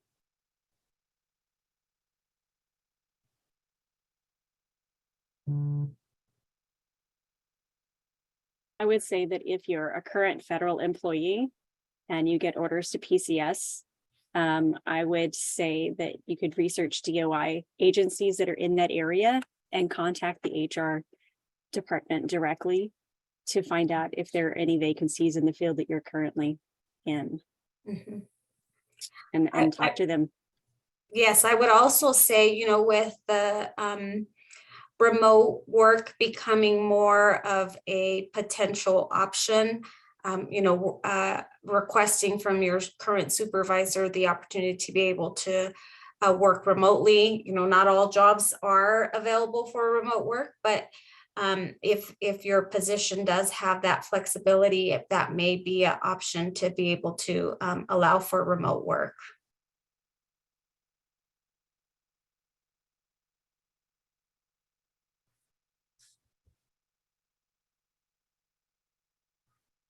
There's a question here. Do you know how many military spouses are employed by DOI? Is there a military spouse group to connect with? I don't know if there's an affinity group for military spouse at the Department of Interior. But I would recommend you look at joining the affinity group for veterans and see if that's a good avenue. Jennifer, I don't know, do you know of any groups, or Daniel?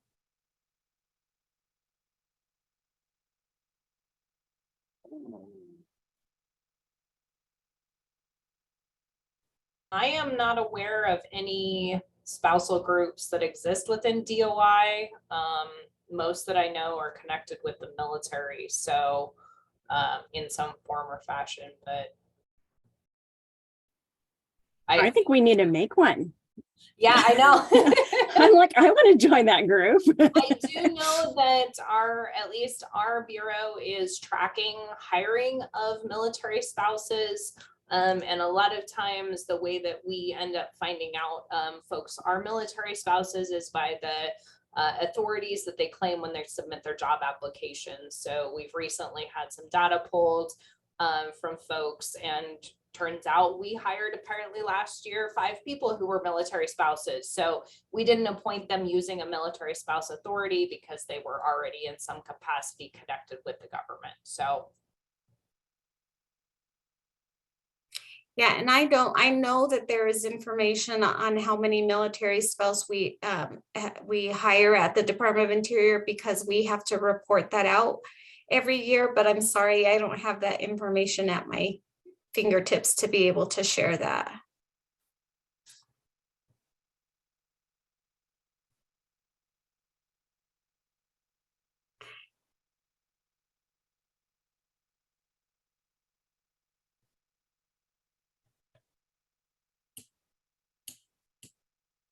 See, I'm going through to see if there's any other questions. Oh, Angela, thank you so much. 50 are on our rolls.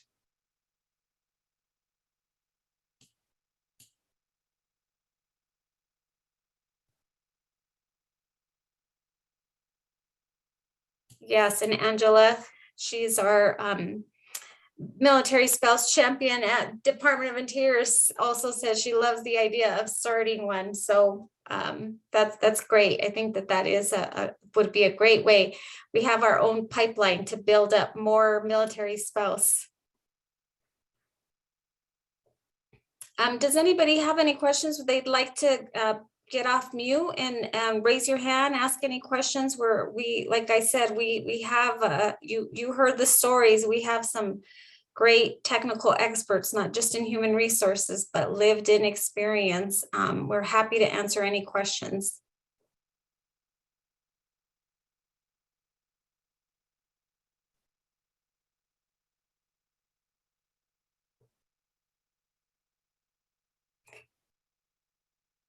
I can't see if there's any hands, but I will, can we ask from the group, if you don't mind, with like a show of hands, like how many of you have an account on USA Jobs?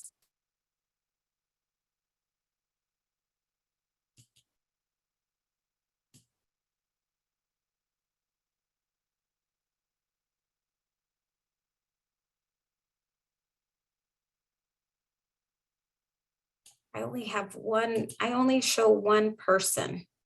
Is that really true? I saw a second thumbs up. Okay. Well, I would encourage you to establish an account on USA Jobs. That's probably the most time consuming, and it's not even that time consuming, but to establish an account would probably be the best place for you to start. And then once you establish an account, you're able to save your search. I think Daniel talked a little bit about that. Being able to save your search. And this is what I do. I live in Denver, Colorado. I love Denver. I love the mountains. I've told my husband, there's no way I'm ever leaving Denver, but I will one day, make the move if my husband wants me to. So I do a search. I'm not looking for a job, but I do a search for human resources specialist positions throughout the entire US, because I want to know what opportunities are being posted and where, what agencies are hiring and what opportunities are there that are available. So I sign up, I receive a weekly email of all the job opportunities. I check them out, dream sometimes of, ooh, wouldn't that be fun if I lived in Hawaii? But it is really important to be able to know about those opportunities and be able to apply. Most opportunities are open for a short period of time. So being able to establish your profile, have your resume, your supporting documentation all uploaded to help make that application process faster, all is really important. So if you've learned anything from the session today, please establish an account on USA Jobs. The Department of Interior always has positions being advertised. And so I would really encourage you to establish an account and save your DOI search. Alicia, it looks like we have another question in the chat from Anna. If you apply to a position as a military spouse, how does that work? Do you get additional points that give you more chance to get on the final list for interview? Do you want to answer that? Sure, I don't mind taking it. So no, you don't receive additional points towards the interview as a military spouse. However, there is no restriction to you receiving consideration for a position. So when you apply, you would submit your documents, as Daniel mentioned in the slide, covering what needs to be submitted, your marriage license, PCS orders, if applicable, that information. And then if you are deemed to be qualified and eligible under the Military Spouse Hiring Authority, then you would be forwarded for consideration to the selecting official.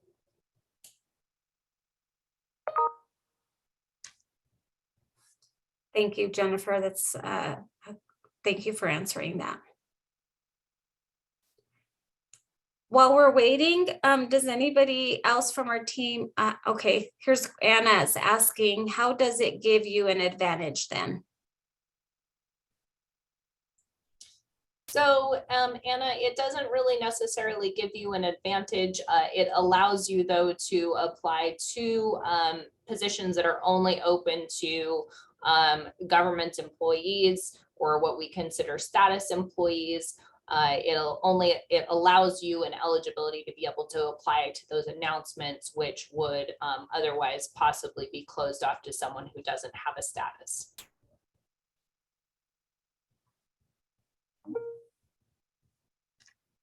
Hopefully that answered your question. I think those points probably apply more if you're applying towards a DoD position and claiming militaries, the MSP under the DoD. I think it is a 10-point preference for military spouses, but is a one-time opportunity to claim military spouse preference per station, from what I understand. So if you PCS to Fort Lewis, you have your military spouse preference, and it's a one-time opportunity for you to accept or decline a position. So be very selective in the position that you apply for. I believe Ms. King said that you want to make sure that you apply for a position that you are willing to accept. So if you think a position is just if you want to get into a position just as like a foot in the door kind of thing, but it's really not your cup of tea, it's, not a wage grade or a GS level or a NAF level that you are actually willing to accept, then do not apply. Save your military spouse preference for that installation for something that's worth it. And you can check with the local HR departments to find out what kind of vacancies they are looking for. So I do see there's an additional follow-on.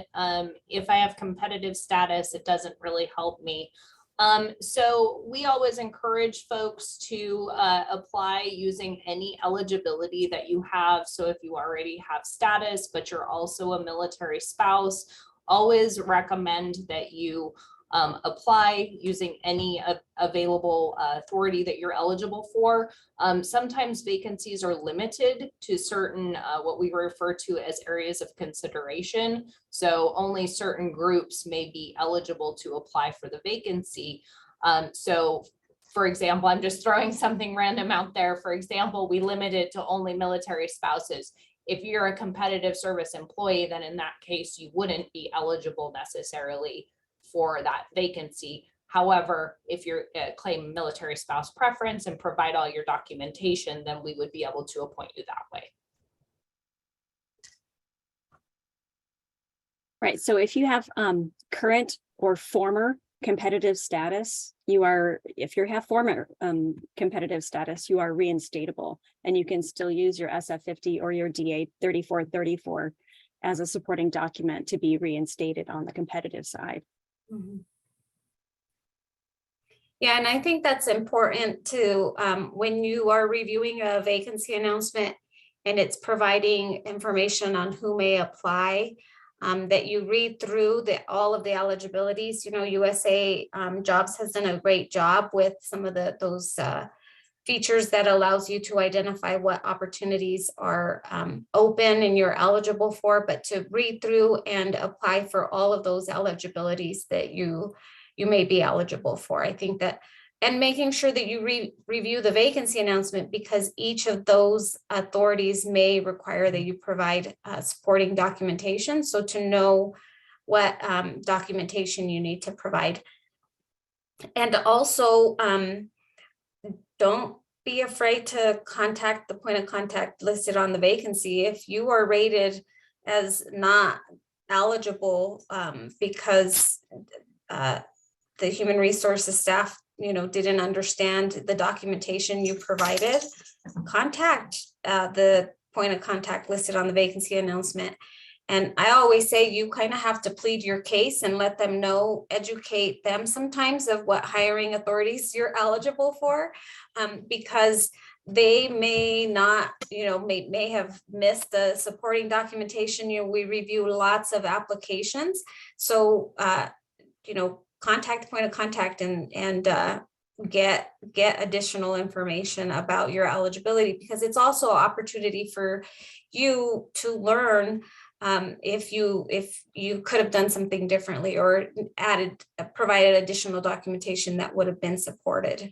I don't know if Jennifer, or if you have any experience as a military spouse when you applied of that, documentation that was provided, if you have any lessons learned. I know people normally mess up one time and then they learn forever. At least from my perspective, I applied when some of the executive orders were fairly new for military spouse preference. And I was applying to a DoD organization. And so DoD at the time was providing lots of briefings to spouses about the things that were required. So definitely always make sure that you look at the vacancy announcement and see what's required. Always include your PCS orders. Those are incredibly important. A marriage license is a lot of times, at least from my current experience, that wasn't required previously, at least when I was applying to DoD. However, again, that's why we stress making sure that you look at the vacancy announcement to see what the agency is requiring as proof when you submit your application. I will say that a lot of the applications we receive when folks claim military spouse preference, we do require the marriage license up front. A lot of folks don't provide that. And so in those cases, we will rate those individuals ineligible for the authority.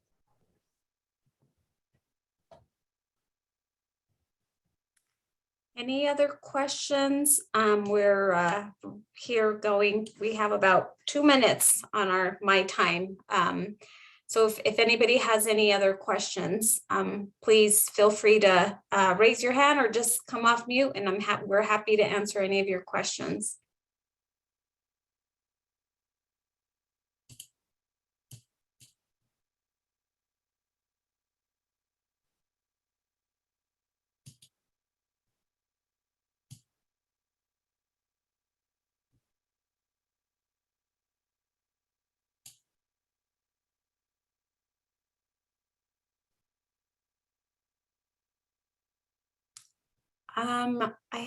There's someone saying the links have not been working properly. Can you specify what links?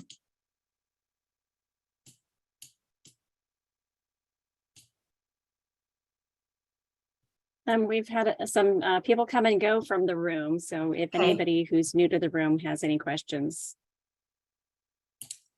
And Andrea, if you don't mind putting the Career Expo roadmap, again, posting that in case there's other sessions people want to join.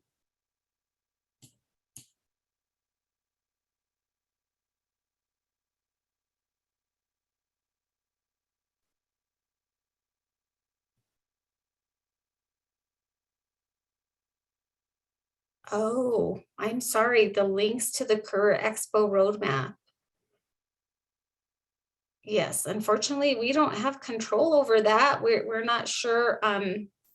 Andrea, I don't know if there's somebody. So what room did you want to go to and where did you end up?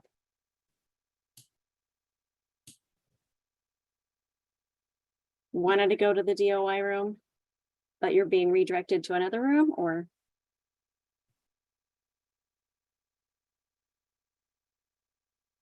Oh, I'm so sorry.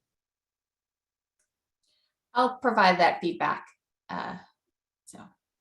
So thank you for your persistence. Thank you. And so it's a little after 10 after 3. We're going to start our new presentation at 3:15. So, thank you.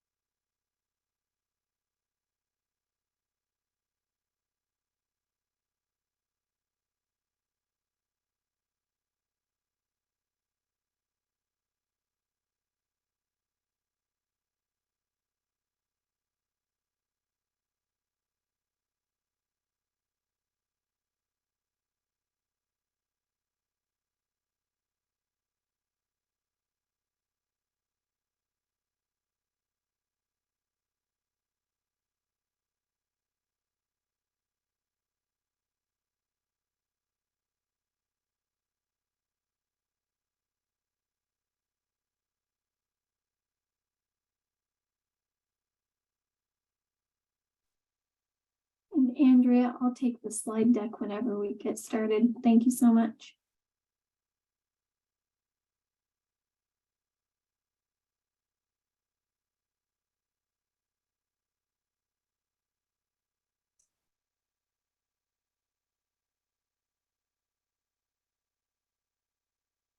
Thanks, Stacy. I just put it up, so you feel free to start.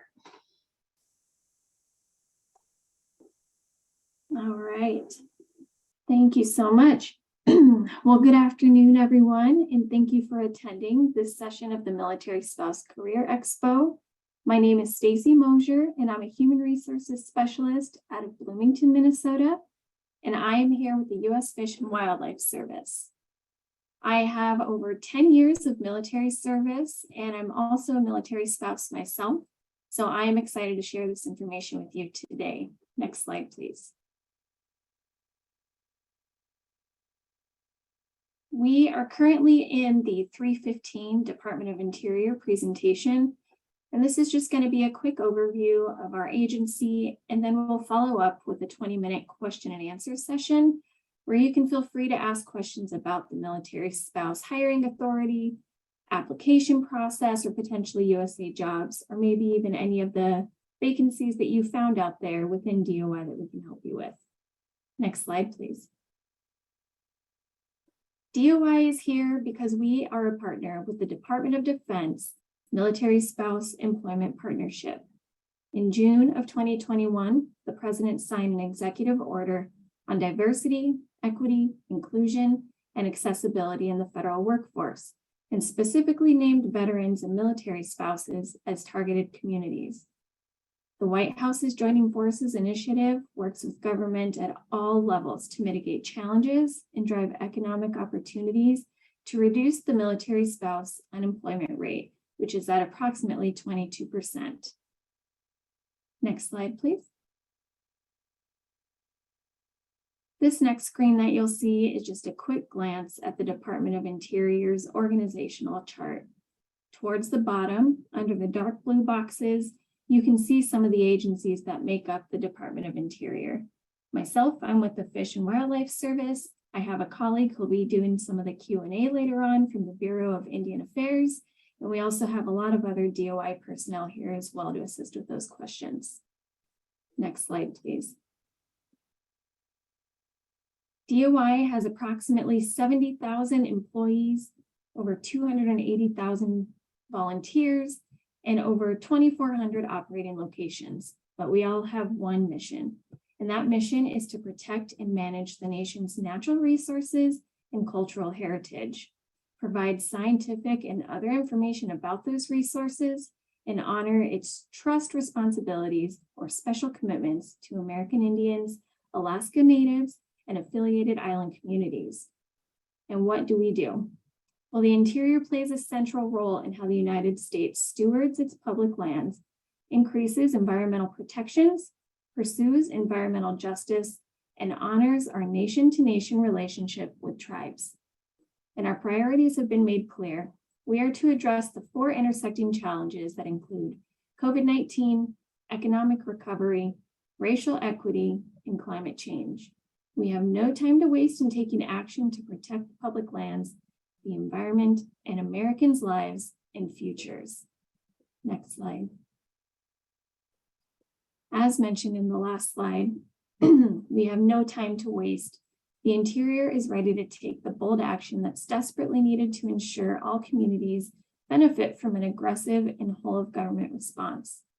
And we're taking on these challenges by doing the following: identifying steps to accelerate responsible development of renewable energy on public lands and waters, strengthening the government-to-government relationship with sovereign tribal nations, making investments to support the administration's goal of creating millions of family-supporting and union jobs, working to conserve at least 30% each of our lands and waters by the year 2030, and also centering equity and environmental justice. Next slide, please.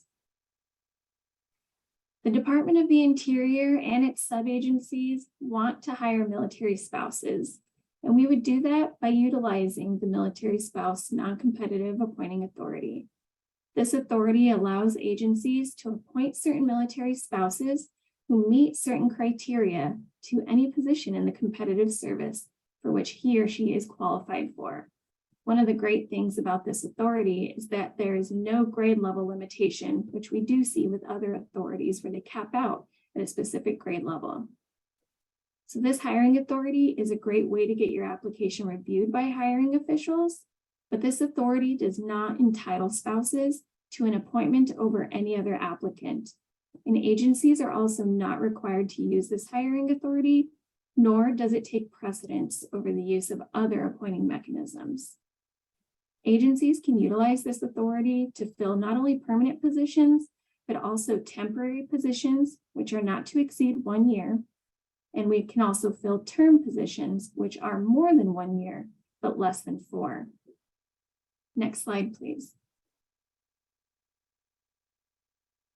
On this page, you can see some of the more mission critical occupations that we currently have within the interior. We also have many other types of occupations. If any of these interest you or jump out at you, please ensure to take a look at the link that we'll be providing at the end of this presentation.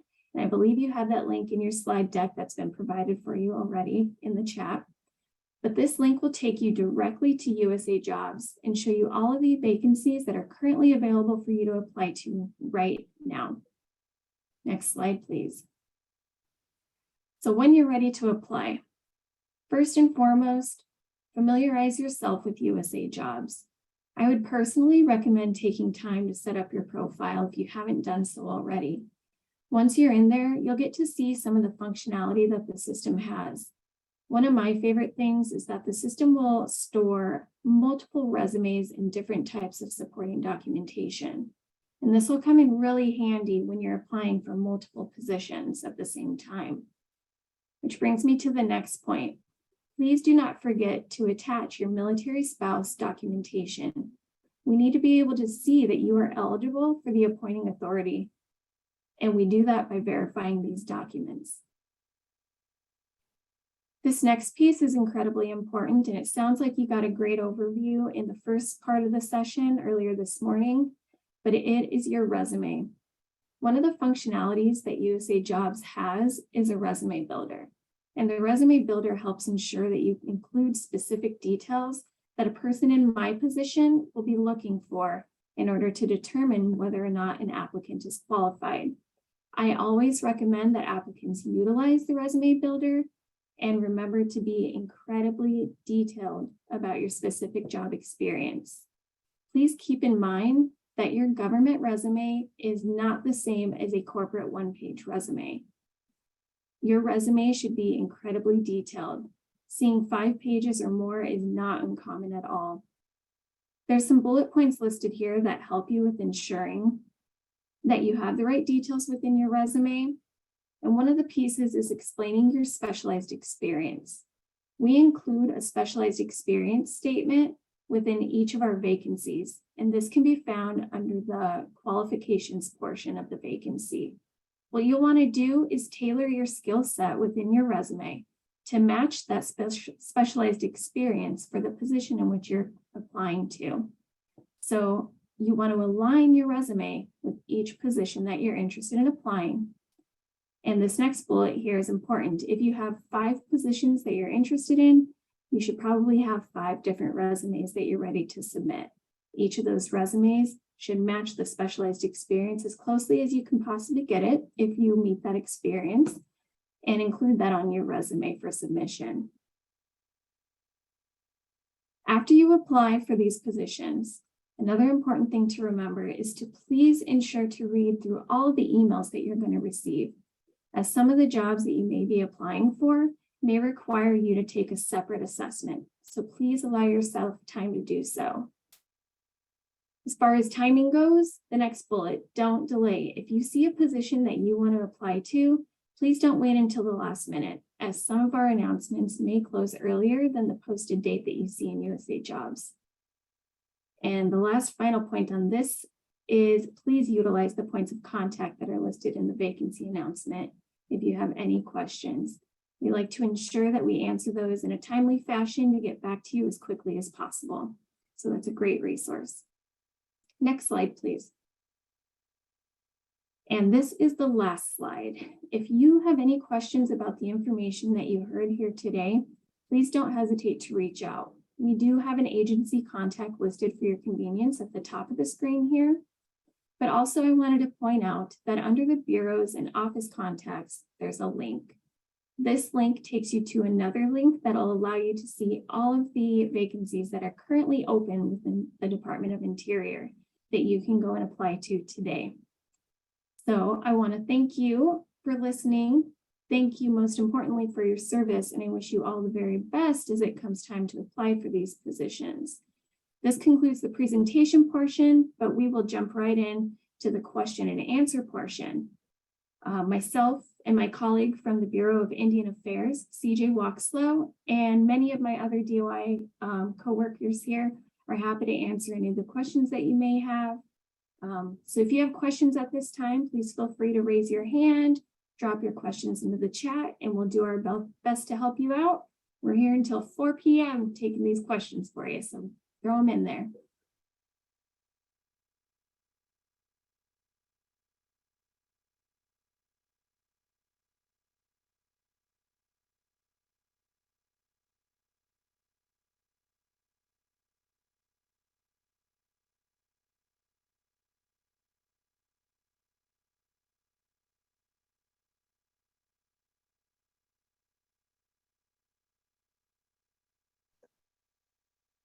My best guess at this point is that everyone else did such a great job answering questions in the last 3 sessions that everyone was able to attend that we may not see a whole lot, especially being the last session. But please don't be scared. Don't be afraid. We're here to answer any question you have. There's no such thing as a silly question. We're all walking through this together.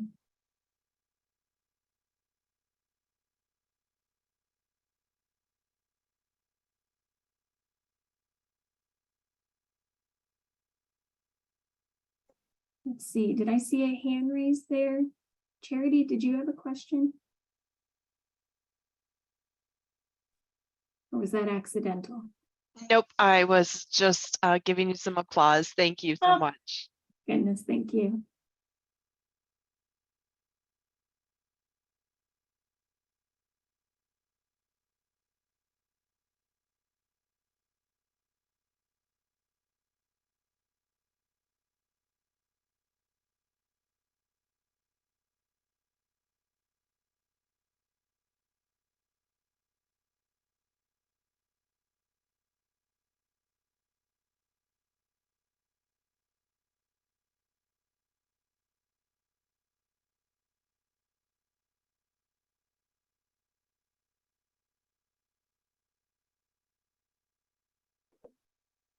While we're waiting on questions to come through to kind of fill the gap here, I wanted to mention that it's really important that when you're writing your resume, that you read through the vacancy announcement in its entirety. There's so much important information that's listed there, especially when it comes time to writing your resume.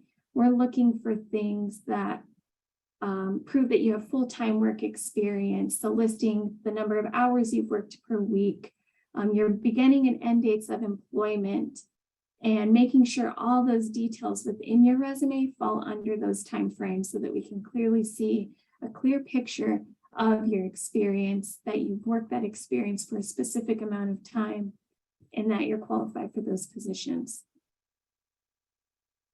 We do have one question here. Are there openings for someone interested in HR? I have a couple of links over here. I'm going to take a quick peek at.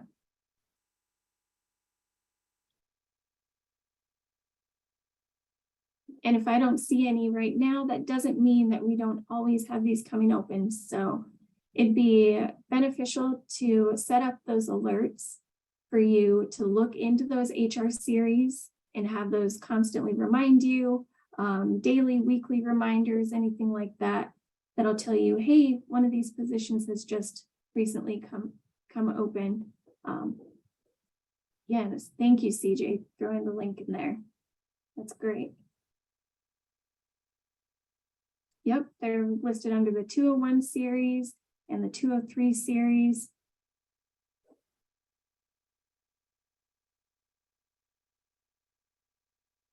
You're very welcome. One of the things I like to personally do when it comes to writing my resume, if I see a job out there that posts that I'm not actually ready to leave my current position, but maybe in the future I'll be looking to move up or move to another position, I like to take a look at the specialized experience statements within those jobs that are similar to mine. And I like to make updates to my resume at that time. So if a person has the time to do that, that would be a recommendation that I would make, so that you're constantly adding things that fit your type of duties that you do on a daily basis with specialized experience statements that other agencies have been using and posting for vacancies.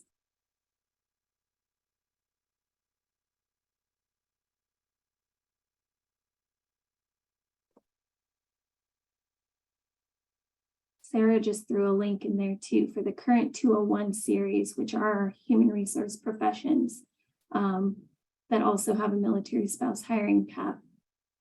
Thank you for that, Sarah.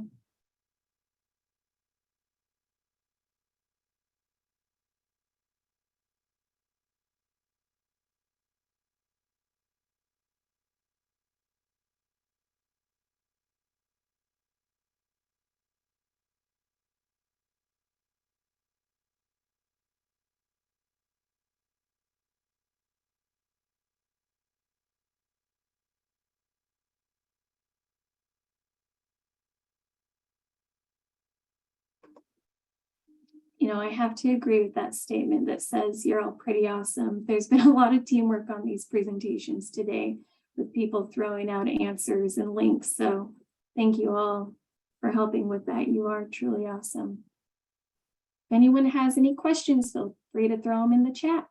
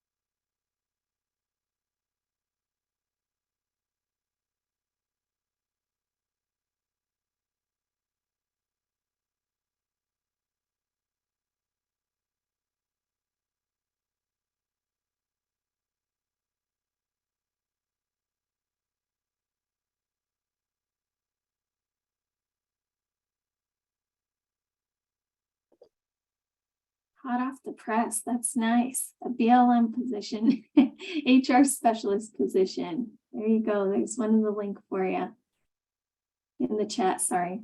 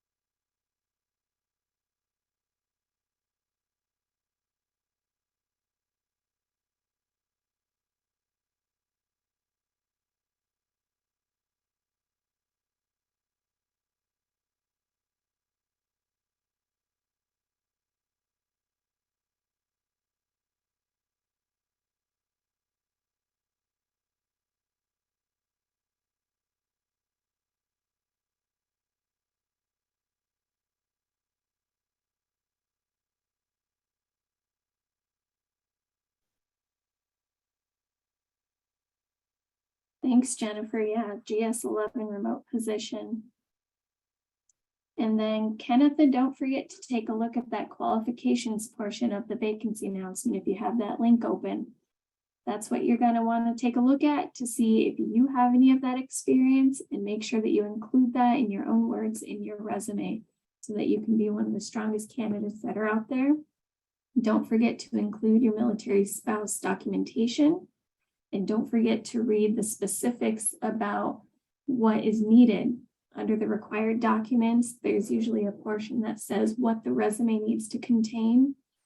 Make sure you include everything that's in there so that you don't miss any opportunities to get your application sent over to hiring managers.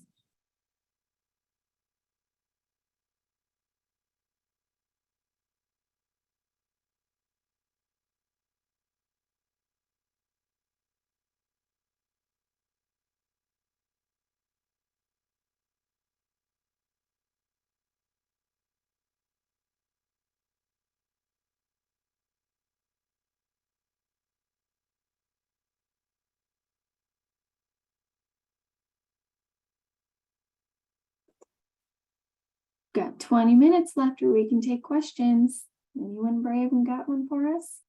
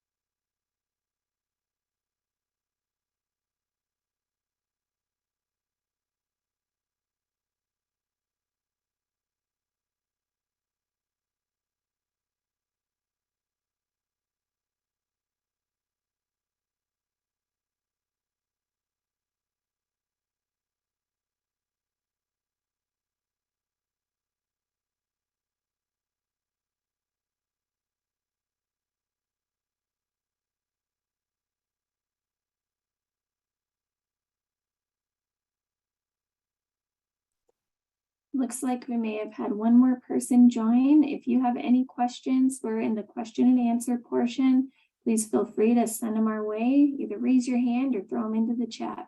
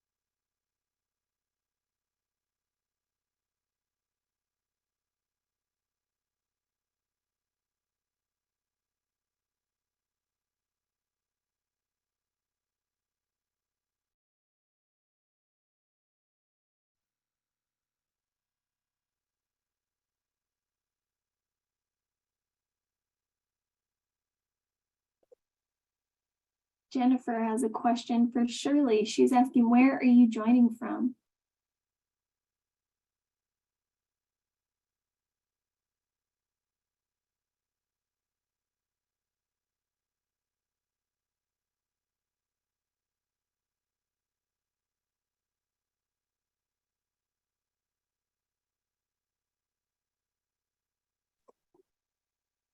Looks like we may have had another participant join. Just want to let you know we're in the Q&A portion. If you have any questions, please feel free to throw them in the chat for us. We'll be happy to answer them for you.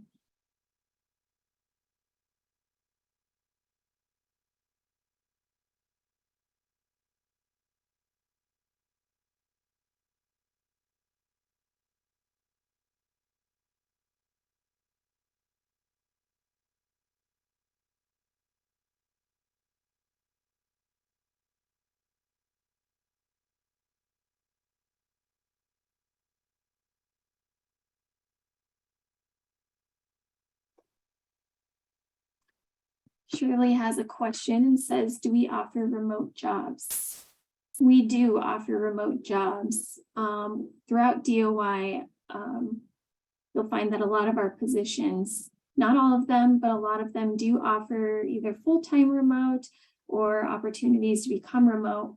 So specifics within that can be found within the vacancy announcement. And also, if you have the opportunity to chat with the hiring manager during any interviews, they'd be able to give you more details on that as well, as some of these are specific to positions themselves. So we do offer remote positions.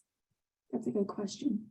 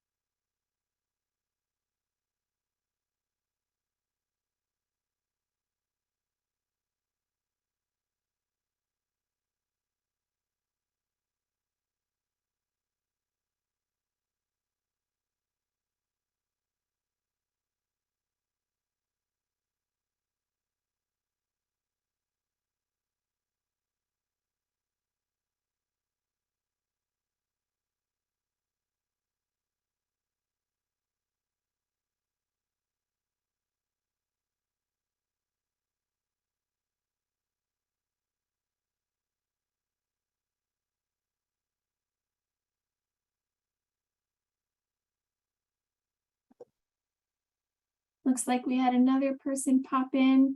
If you have any questions, please feel free to throw those into the chat.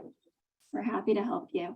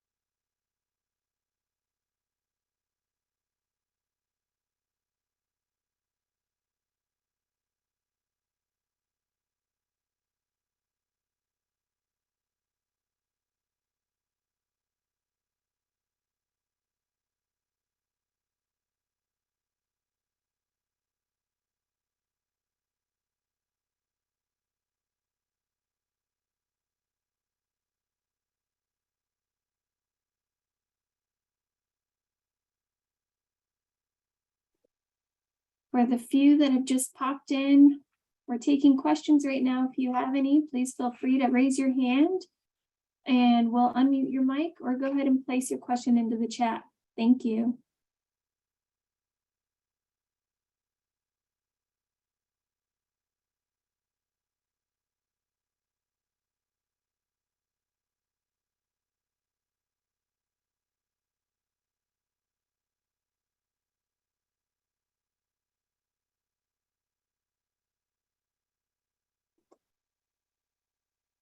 Jennifer made a great point that the Department of Interior has 11 agencies. So you've got a lot of options to click through USA Jobs and find some great openings working with an amazing agency.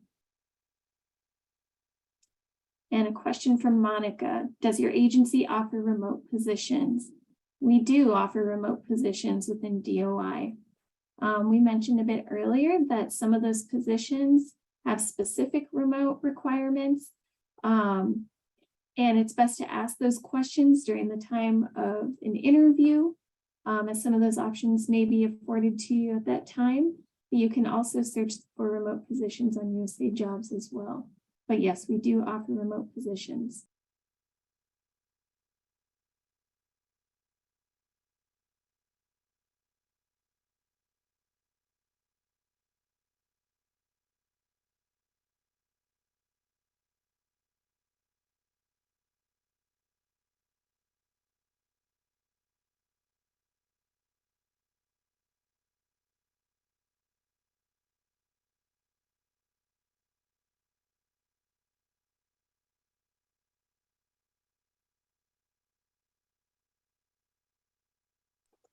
Thanks for that follow-up in the chat, CJ.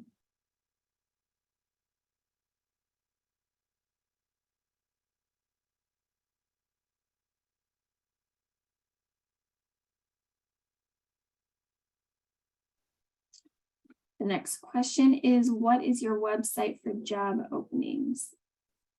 I believe we have them posted right up above, but we'll get you another one in here in just one moment.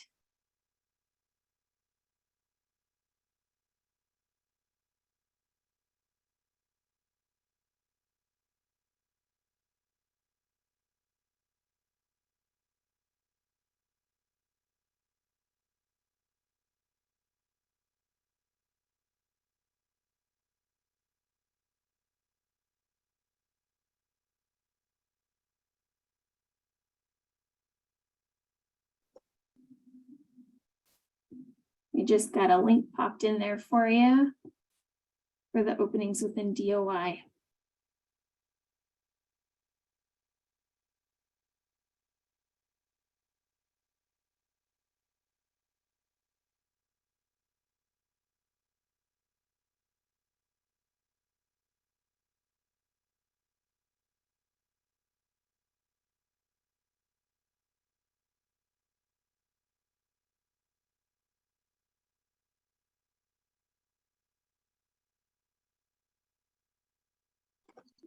Got about 10 minutes left if anyone else has questions.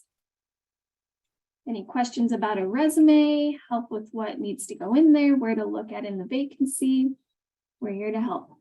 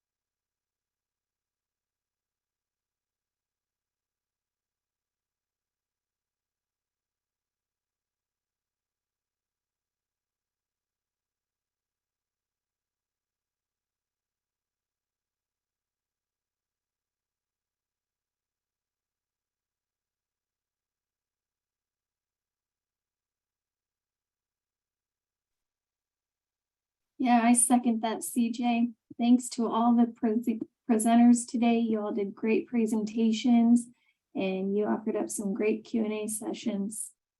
Hopefully everyone learned a lot from this and we'll take some of this and apply for some jobs and have them in your back pocket before you know it. We got about 4 more minutes left, 5 more minutes. So if anyone has any last minute questions, we'll take them from you.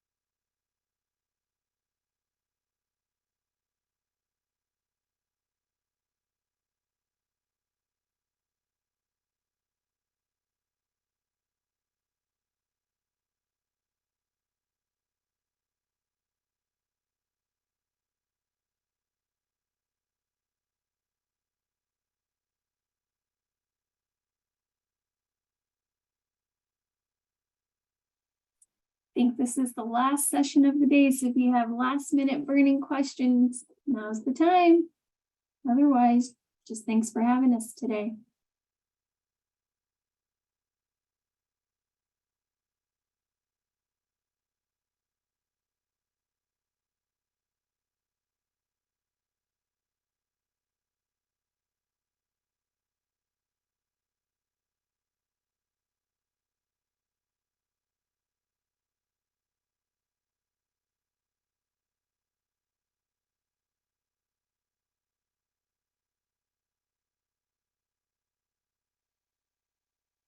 I want to thank everyone from the Department of the Interior who presented today and took the time to service those who service our military families. Pardon me, excuse me. Have a great day, guys. You too. Thanks, Jennifer.